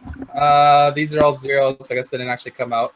Darksiders, 10,000 copies. Hello Kitty, 10,000 copies. Hello Kitty. Legend of K, 10,000 copies. Barbie, I know Bear about that one, 10,000 copies. Fast Racing Neo, 10,000 copies. Puyo Puyo Tetris, 20,000 copies. Let's go up some more. So games actually people know about. Dragon Quest X, 20,000 copies. Fist of the North Star, 20,000 copies. Monster High, what is it? Sniper Elite, 20,000 copies. Let's keep going. Rabbids, 30,000. Yokai Watch, 40,000. Adventure Time, 40,000. Shantae, 40,000. Trine, 40,000. Mighty Number 9. How did that sell 50,000? Mighty Number 9 was amazing. It outsold Shantae. Hey, That's disgusting. Lies is key to success. Minecraft Story Mode, 60,000. Legend of K, 60,000. DuckTales, 70,000. Devil's Third, 70,000. Warriors Orochi 3, 80,000. Amazing Spider-Man, 90,000. Just Dance, 90,000. Angry Birds, 10,000. Just Dance. 100,000. I said, but we're still getting Just Dance. Well, that's this specific version. There's other ones that sold well. Deus Ex, 100,000. Lego Batman 2, 100,000. Fatal Frame, 100,000. These are all terrible. We have to go all the way up here till we break the million. And that's the first one that breaks a million is Zombie U, which is 22nd place. The rest of them are all Nintendo games, other than, what is this? Pokken Tournament. We can still count that as a Nintendo game because they are partnered with that game. So, like, any game that's over a million outside of Minecraft here, and, where'd it go? The one I just said, Zombie U, didn't even crack a million. Most of them are sitting way down here at 400,000, or a lot of them are under 200,000. A lot of them are fucking under 10,000. Which is just kind of sad. So, like, you look at this, you can't tell me, maybe you can try to tell me, but you can't make me believe that every single one of these third-party games was bad. No, I'm not saying that they were all bad, right. but a lot of them DuckTales were was fire. lesser. A lot of them were lesser. And then, like, they were old, and people have to remember, like, a lot of people who also play on Nintendo have other consoles. So by the time like Mass Effect came out and all those other games came out, they had already bought them on their PlayStation or their Xbox or PC. Like I do believe that a lot of people who play on Nintendo aren't checking for third-party games on Nintendo, but I think that there's like levels to it as well. Like here is like a perfect the Wii U. Like there were certain circumstances around a lot of those games too. Like I said, like a lot of them were old. Then a lot of them had like defects or something, or they just didn't have everything that was on like the other versions. Like I don't disagree with you. No, I know there are some games on the Wii U that are inferior, but not all of them. And even the good ones. Look at this shit. Call of Duty Black Ops 2 sold less than fucking Star Fox Zero. You can't tell me that makes sense. I have to agree with Alex here. Like, the proof is in the pudding. Like, Bayonetta, when it first came out on the Wii U, did not really do well. But I noticed when, like, Etika, the King Nappy, and all of them were talking about it and was excited about Bayonetta being in Smash Bros., that's when, like, most of the community really want to hop on playing Bayonetta. On top of that, Pokken Tournament was a solid game, and that game died on arrival just because it played more like a traditional fighter. And yes, I may be a little salty about that, but it was a solid game, well, you're and no one gave it a because chance. It played like a traditional fighter. Why wouldn't it play like a fighter? That's what. No, I'm saying no. I'm salty that people rejected it for that reason. It sold over 1 million though. But I mean, like, if you played online, it was. Oh yeah, the online was. Yeah, well, yeah, the online was dead. Yeah. I won maybe 50 matches straight, and I was in S rank. Like, I did not have to do a lot of work to get up there. Like, it was the dead crowd. But like this is what I'm talking about. Like, if you look at this list of games, you look at the sales, and then you look at the Switch, and you start seeing the excuses that these same publishers are making. It has nothing to do about power. It's all about this. These poor sales, they didn't make their money back. That's all it ever is. They have to deal with shareholders. They have to deal with people breathing down their neck. They're not gonna put money into the Switch if this is the result they're getting. Yeah. I don't like putting the blame on Nintendo fans because like we all here play Nintendo. But like, look at this. But it shows that it is our fault at the same time as the fact that you can't blame them. Yeah, it's everybody has a part in this. This is definitely Nintendo fans, Nintendo, and third parties as well as like it's all of it. Like I said, I don't disagree with Alex, Oh But yeah, there's definitely. also like so many like levels to this whole And it's like kind of sucks ordeal. because it's like me as a Nintendo fan. Let's put it like this: me as a Nintendo fan, and the fact that I play on PC and I have a PlayStation and and all that stuff. Like you give me a game and it's a great game and it's multi-plat and it comes to Switch and I want to get it on the Switch. My first thought when the game was announced, I want to get it on the Switch. Then there's more information that comes out about the Switch version that I'm not going to be able to enjoy because it's going to be on the other versions. Yeah. And it's like, I want it on the Switch. I want to support it on the Switch because I want more games to come to it. But I don't want to be shitted. I don't want to be shitted out of a good experience because you watered down the game for that version I wanted. And that's the dilemma us as we have. And that's why it's our fault. Sorry. Hmm? Yeah, go ahead. And Jamaican Bacon, he makes a good point in the chat. He said like, and it was hard, especially during the Wii U generation, because the Wii U itself was just a garbage, just console. A garbage situation altogether. So it's like the Nintendo community really doesn't buy third-party games in influx like the other fan bases do on the other side of things. But like the Wii U itself was just like it was just so lackluster. It was such a lackluster console. It was so lackluster, and it was just so heartbreaking because it's like you wanted to support Nintendo, but you didn't want to support the Wii U. If you understand what I'm saying, that's a lot of people. That was how a lot of people felt. They wanted to support Nintendo. They wanted you to know that they support Nintendo and that they wanted more games, but the system that you had to deal with was like, even we felt like the reason that they're still supporting PS4 and Xbox One, Mr. Spotty Audie, I'll show you why. Because regardless of what you believe, Xbox and PlayStation will always sell third-party games. Look, Black Ops, Grand Theft Auto, Call of Duty, Battlefield, Halo, look, a first-party game, good for them. Fallout, Call of Duty, Star Wars, Minecraft, FIFA, Assassin's Creed, Gears of War, another first-party.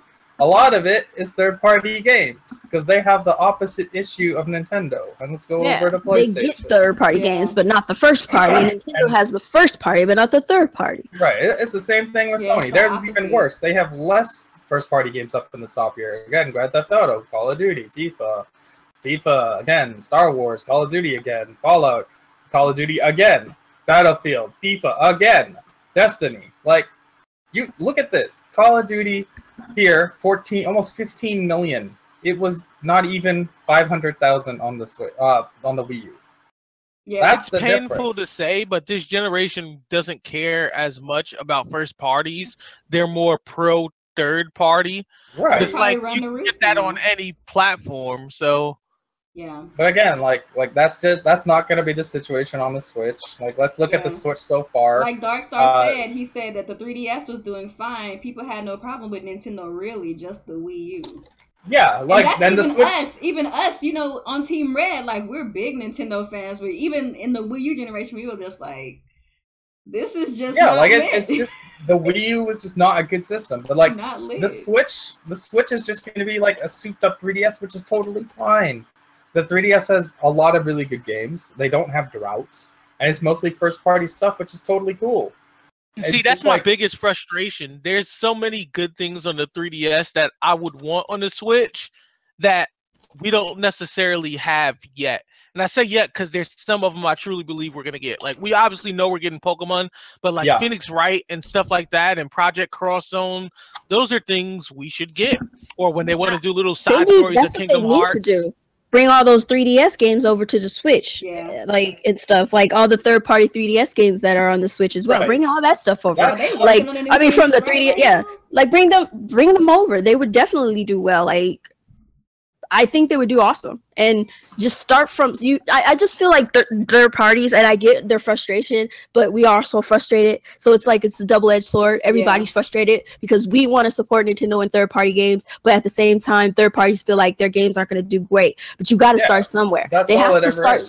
You have to start somewhere. Make their money back. And I understand that, but I just feel like we have to start somewhere. So my thing is like with this gen, I already had the idea that I'm going to take the hit on some of these third-party games if they bring them over. Certain ones, not all of them. Yeah. If I really like the game, if it's a really good game, I'll probably do it.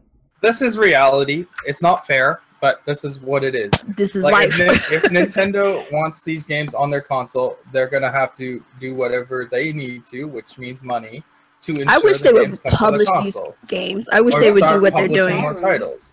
Yeah, I wish they would do more of That's the only one that. so far, though. But like, who asked for that spent though? $60 for Skyrim in 2017? Like, it that's should have retarded. been at most 40. It should have been. It should have been like if they were going to do a Skyrim, they should have made a specific type of Skyrim specifically for Nintendo that isn't the same one that we've seen already before. They weren't gonna make a whole new game though. I feel like I know Skyrim on the Switch it's and Nintendo, but you know.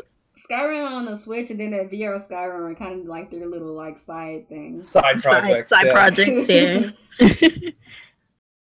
But it is what it is. Like when it comes. But at the same time, I'm not gonna buy a game I don't want. Yeah, I'm not gonna buy a game that I don't want. I'm not. But gonna buy a like, game irregardless, yeah, like irregardless. But like our good buddy Francis said, you should buy Skyrim though. No, yeah, I'm not buying Skyrim. I don't like the game, and I don't buy it for. He went on Twitter and told everyone to go buy it if you want third-party games. I'd buy Skyrim even if you already have it. Pay $60. And Darkstar, I see what you're saying. You're saying like buy the Skyrim and FIFA, but like this is where I'm coming from. I don't like Skyrim. Never bought it on any system. Not gonna buy it now. Don't care about FIFA. Don't care about 2K. Not buying none of those fucking games. Yes, never played them. Never touched them. And that sucks. And that's the problem. Some of these games I've never touched, and I will never touch, and I'm not going to touch. The NBA game is the only one that's like a proper port. Yeah. Yeah, like I'm gonna buy 2K. Real talk. Yeah, 2K will be good on the Switch. Like that's like a quality job that they're doing. Yeah. FIFA's not. Skyrim's not. Well, actually, Skyrim's a good port. It's just $60. It's not worth it. Yeah, if it was cheaper, I'll probably buy it. But like, I can literally buy it on my PC right now for like $6 on CD keys. I'm good. And then we all know because I have my little thing about Sonic Forces. Like Sonic Forces on the Switch isn't worth buying. 30 frames. It's half the frame rate of the other versions. Trash. Yep. But Get that almighty PC version. Good what frames. What can you expect from Sega developers, right?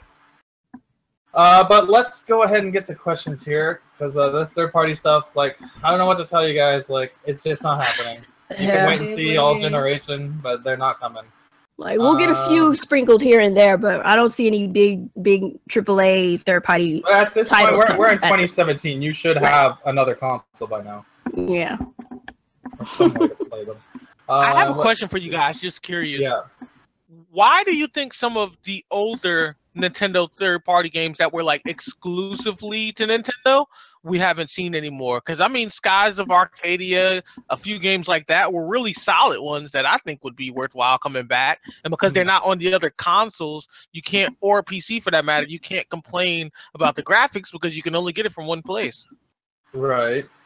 I don't know. They just stopped making it, I guess. Who knows? Like, once Nintendo's done dropping all their, first-party bombs, so they're gonna have to go into their vault anyway and bring out some of them old-ass games. Yep. So we'll probably see a few of them rise from the grave. Okay. Do you think Reggie will be in the direct tomorrow? Yes, he's gonna appear out of the ink and show us the headset. Jesus. Oh my god. Do you think that Western third-party need to stop being lazy and start having creative ideas? Well, they don't do that on any console, but I mean, okay. Not gonna lie. I thought Anthem looked pretty cool. Anthem was fairly new. Like they're coming with new stuff, but at the same time, it still has the samey kind of mechanics in most of these games these days. So you kind of get burnt out on that after a while. But I mean, I don't think all of them are lazy. I think a lot of them are trying new things, and it's just. It's not getting to the audience. Because like these games cost so much money now. They're so obsessed with graphics that they're spending so much money that they have to play it safe.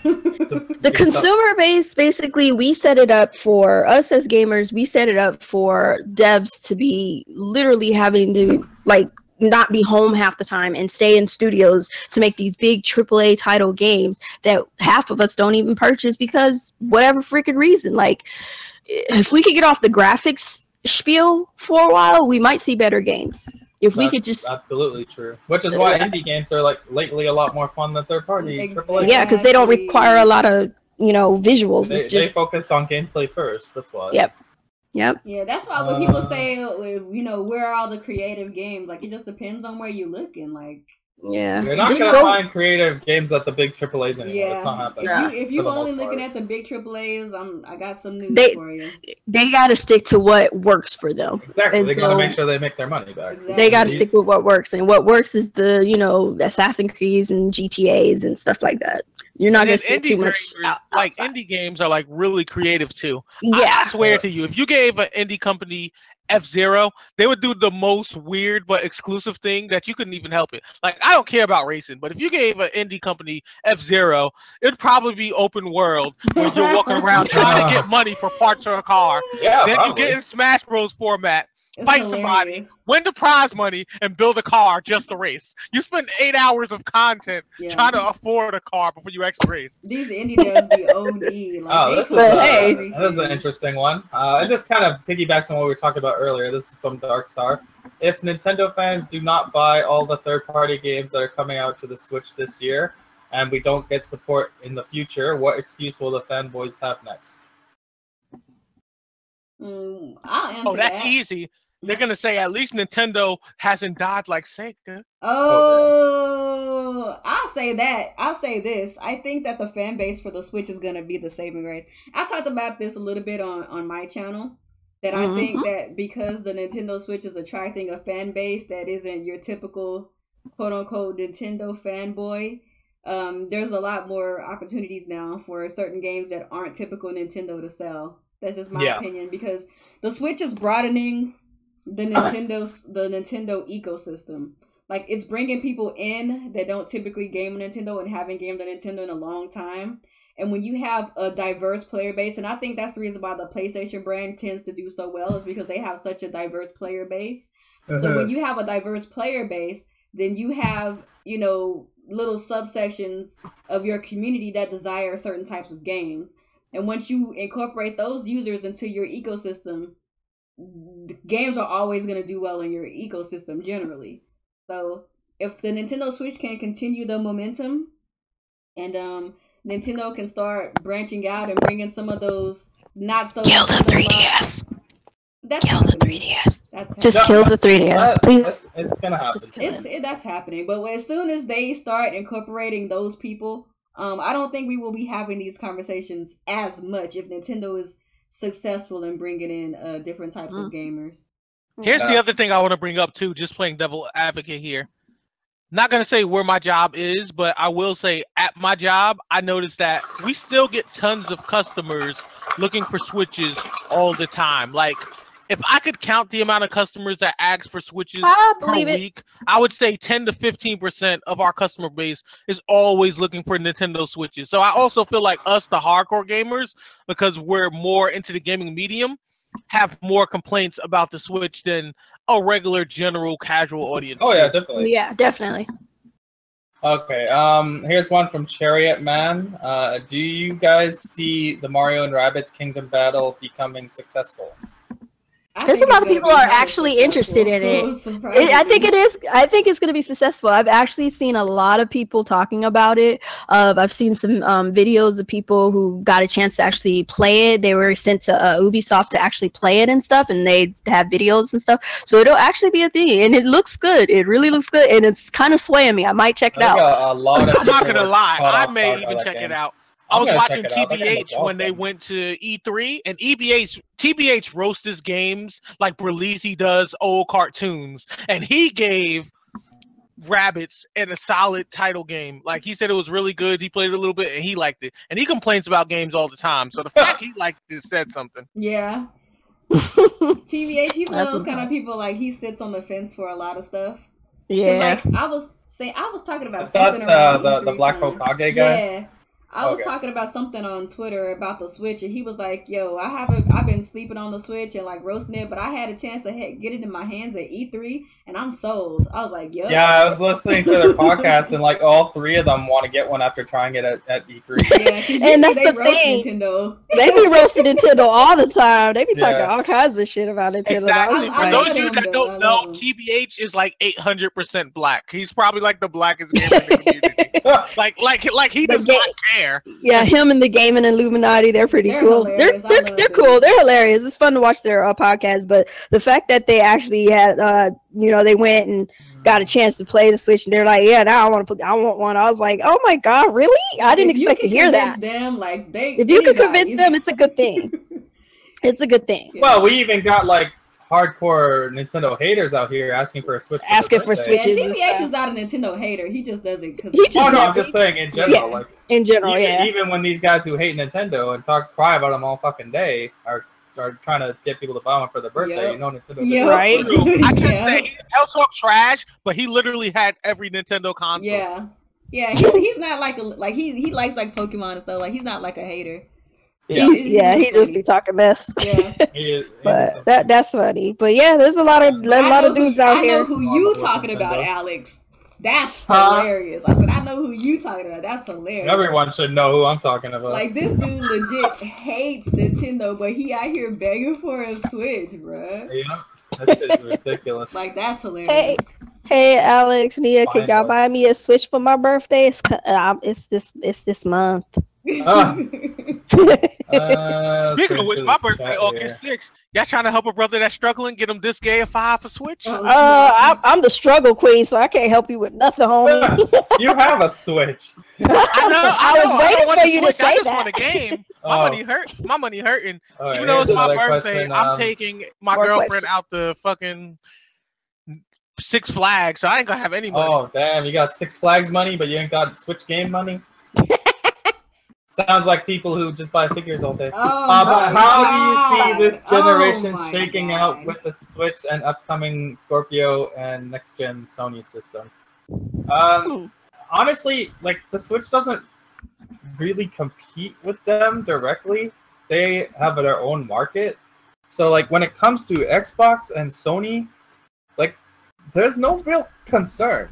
Because they do something those consoles can't. They can keep shoving power into the Xbox and PlayStation. It doesn't change the fact that they are just simply incapable of doing what this device can do and reaching the people that this device can reach. Yeah, So that's pretty they'll much it. be fine. Just like that one dude saying how the Switch has the possibility of reaching a wider audience because it does something that the others don't. And a lot of people hate when Nintendo does that because they stray so far apart, but at the same time, it's like Nintendo kind of adds that difference. You know what I'm saying? Like, they're not just another clone of the other. Nintendo is kind of in that space where they have to do something different. They have to invent a different format of gaming as opposed to trying to compete. So they've always been on their own their own little world, doing their own little thing. So it works for them. Like as long as they don't pull a Wii and Wii U where they go full casual and forget about everyone else. Yeah, and forget about it. Yeah, like, the fact that the fact that they're not just like I think zoning they found in on the casual. right balance this time because they found something that reaches everybody, but then they're actually putting good games on it. Exactly. Yeah, that too. So, yeah, that's definitely what what they did. But and just like kind of like how we were saying earlier, like about the whole, having the ability to reach a wider audience. Like you have this device that caters to not only the home console sector of the gaming market, but also the handheld part of things as well. Right. So you're reaching, and then like, and I wouldn't mind if Nintendo had actually just went and just made like a standard console. Like I wouldn't have minded that because obviously I'm a Nintendo fan, so wherever the games are, that's where I'm going. But like the way that they did the Switch, I think is just kind of brilliant for them. For them, yeah, and it's good. It's very future proof for them too. If they really do, if they do what is necessary to keep it alive. It's like this is a good thing for them. Like for the future, like as far as gaming for them. Yeah. Like the way I see it, like we're complaining about some things we obviously want fixed by the Switch, but don't sleep on the Switch. Like they still have a lot of solid titles. Yeah. I can openly admit, if I had more money right now, there's a lot of games I want for it right now that's out. This Gaia 5 mainly being one of them. Yeah. Okay. Against from Spotty Audie, what will the next Nintendo hardware be? A handheld or a console?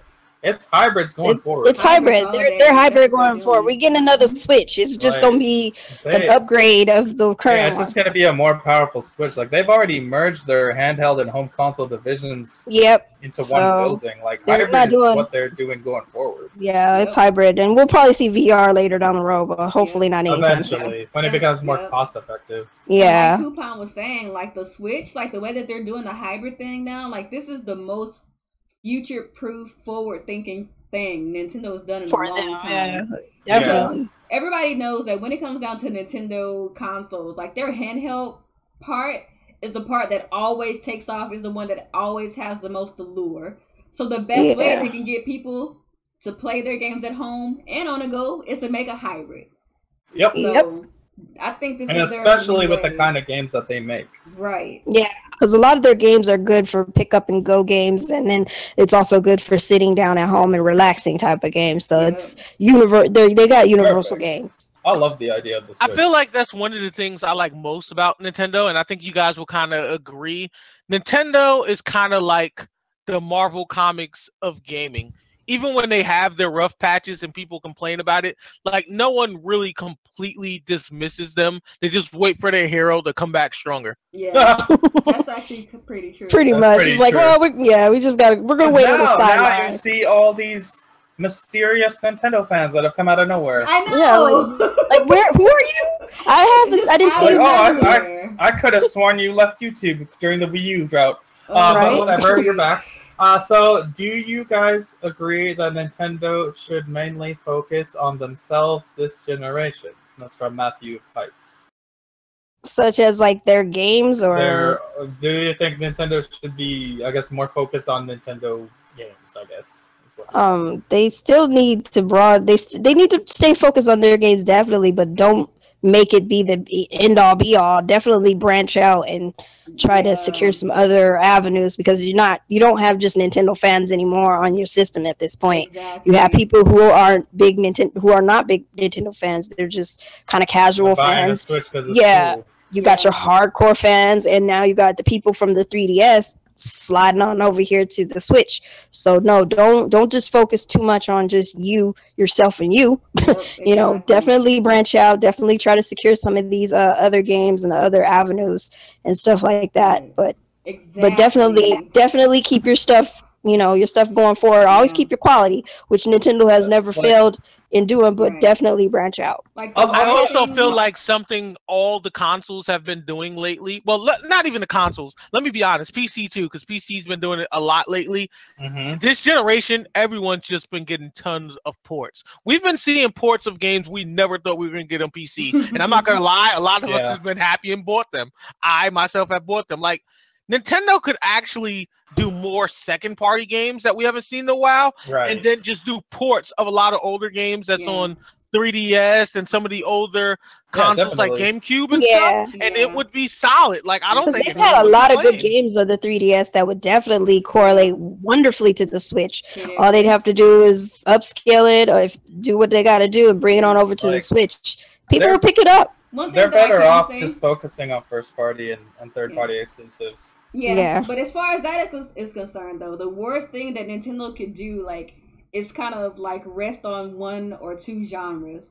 Yeah. Right. Even though the Wii U had a whole lot of like issues as far as like the console itself, one of the biggest issues that the Wii U had is that there were too many games in one particular genre. Too many fucking Like platforms. Too many- like platformers. There's too many exactly. platformers. Too It's many platform platformers. city. You know what I'm saying? Like we need more like games. Like we need more branch fighters, out. We need shooters. We need RPG. We need horror. We need all that. That's Like, get all why- them games. Exactly. That's why I like when a lot of people were kind of upset that we didn't see a whole lot of third-party games at E3. I was okay because we had stuff like Xenoblade. You still had coming a out, branch of RPGs, different we got games, Hack and yeah. Slash with Fire Emblem, Warriors. We got freaking Yeah, platformer so, with like- Mario. Splatoon is a shooter. Arms is a fighter. That's what I want to see from Nintendo going forward. Have So a if we broad don't- range of genres on your console. Yeah. So if we don't get third parties, which is probably the case right Yeah. now, you would rather see more genres of gaming Yeah, as more far as. genres. And then I see Nintendo as a really goofy company. So if they do stuff that's creative and funny, like I'm not gonna be mad at it. For like perfect Yeah. example, if they made Luigi's Mansion kind of anime-esque in the sense that they make it a comedy. Like they're trying to be a serious horror, but because Luigi's a complete fraidy cat, they're making fun of the fact that he's scared of everything. Like That's Luigi's the brilliant creeping, thing about they do the Luigi's tone of the Mansion. music, they're terrified, and you find out it's not a ghost. Luigi Yeah. flashes a flashlight in the doesn't share. Or even with arms, they did something like super racist, like made a black boxer that can't even stretch his arms with no abilities, just regular boxing style. Like that'd be hilarious. Yeah, like the thing with Luigi's Mansion, that's actually pretty hilarious. But it's hopefully we get another one. Yeah, that's the only thing that I really want from Nintendo is if they're gonna do it by themselves again, which they likely will do. Yeah. Just have more genres this time. Because like really nobody has a problem with getting a Nintendo console for Nintendo first party games only, but just have a variation. Oh goodness. Nobody cares. But just have a variation is all I'm saying, you know? Yeah, they gotta vary it up. Like more third-party exclusives, more second-party games. Obviously, more first-party. Because like that was one thing that they screwed up with on the Wii U. They didn't bring it when it came to the first-party games. And, yeah. Like, there was too many droughts. And they actually had some bad ones too. There's a lot of bad ones. So what if Nintendo made a Smash Brothers style game called Smash Brothers? Called Virtual Pet. Nah, hear me out. Virtual Pet Showdown. It'd be like Tamagotchi versus Pokemon, because remember they were like little Tamagotchis too, versus Digimon, because all three of them were Tamagotchis. No, stop. No. I would rather not waste money. If they do another fighter, they need to just go straight up, just like traditional 2D fighter, to be like a supplement to something like ARMS.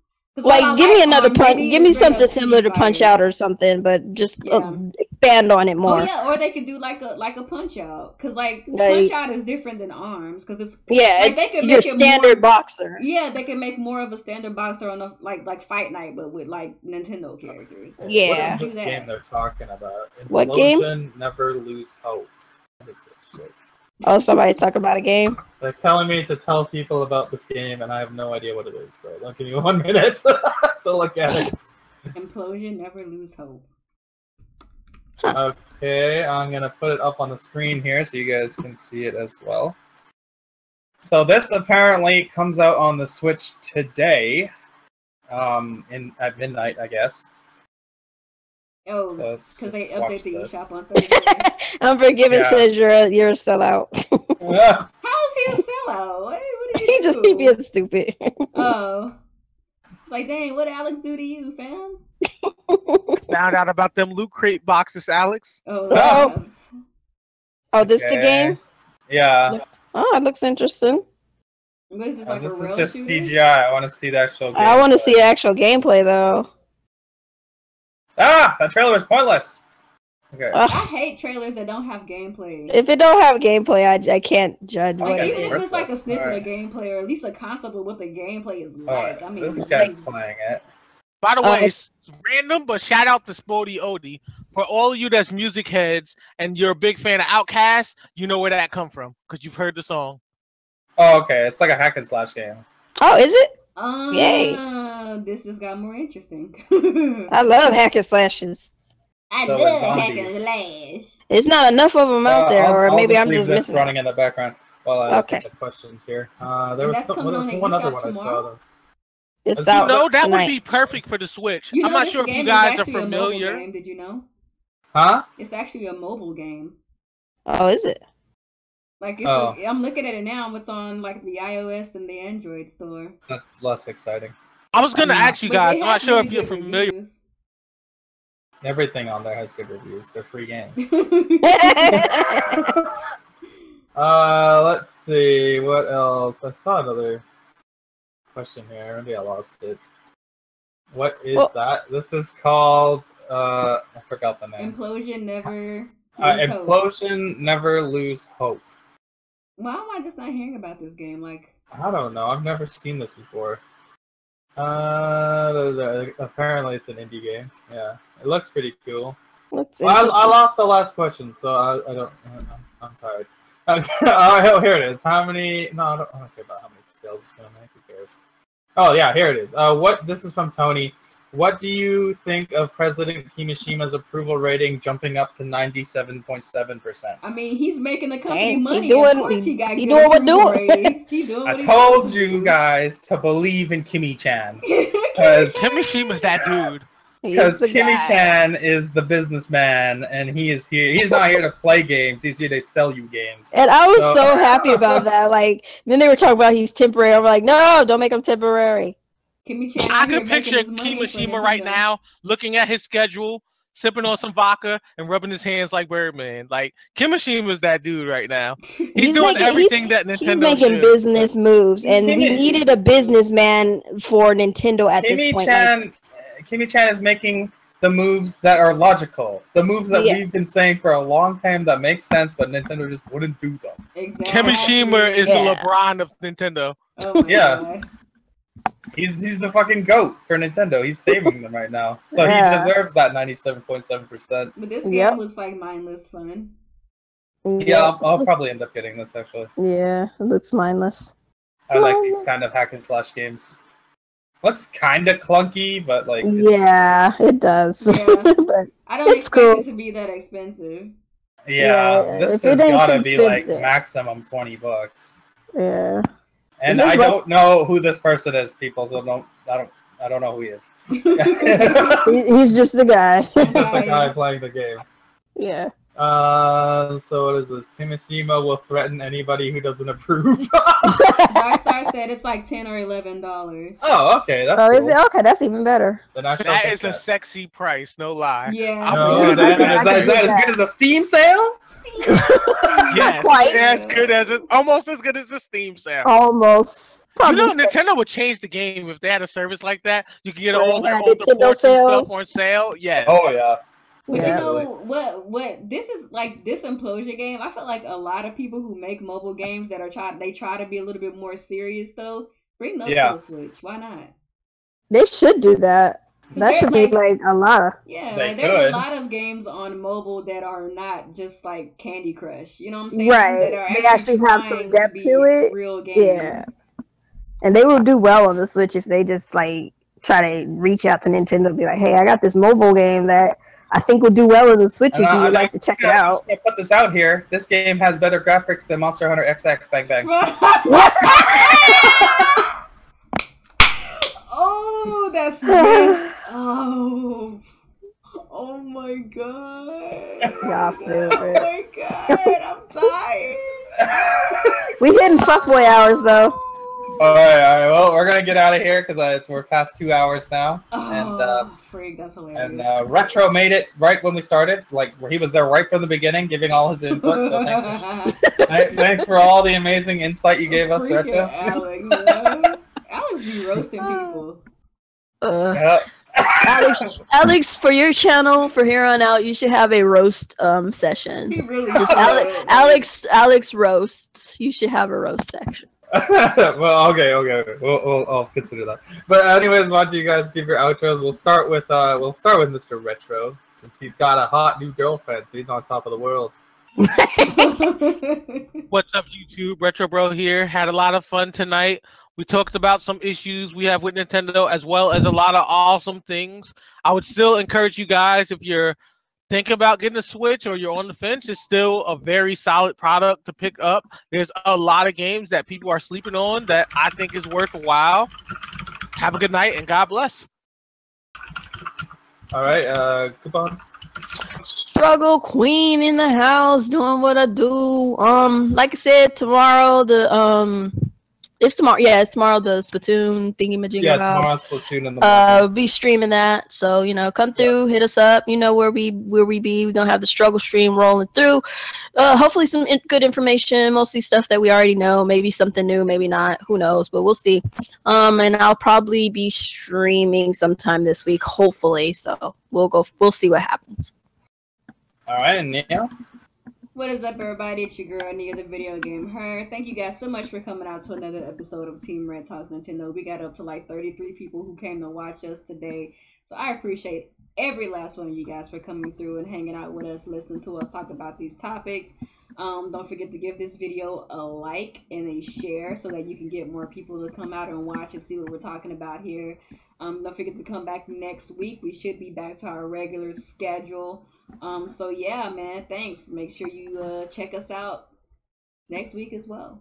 Peace. All right, and what's going on, everyone? ActiveSyn here. This is another week of Team Red Talks Nintendo, your guys' favorite Nintendo podcast. I won't believe any other answer than that. But this is a good show, a lot of topics, a lot of good stuff. Let's do some things you guys should join. This is our Discord group, Team Red Gaming. Make sure to join it. It's a lot of fun. There's a bunch of us in here. We just talk shit all day. So make sure to come in there. It's a lot of fun. Follow me on Twitter. I'll put that here so you can see.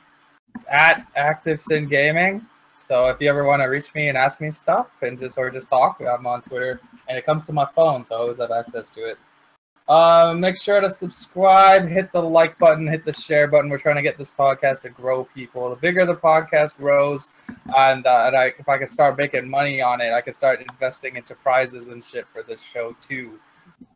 So make sure that happens. Other than that, we'll be back next week. Tuesday is the normal day. Wednesday is not usual for this show, so check it out for Tuesdays, okay? That's generally 6 p.m. Pacific time. Tomorrow, I don't think Real Gamer's doing a show tomorrow, but otherwise, tune in on Monday, because that's when we do Mario Kart 8 Monday Madness. If they're not doing another freaking... If they're not doing a maintenance, which is what happened last Monday, which is why there was no Mario Kart and Monday this on Monday Monday. Too. Is it this Monday as well? It was this Monday and last Monday.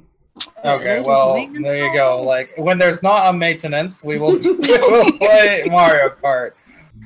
But yeah, this is a good show, and we hope to see you guys later. Bye. Yes.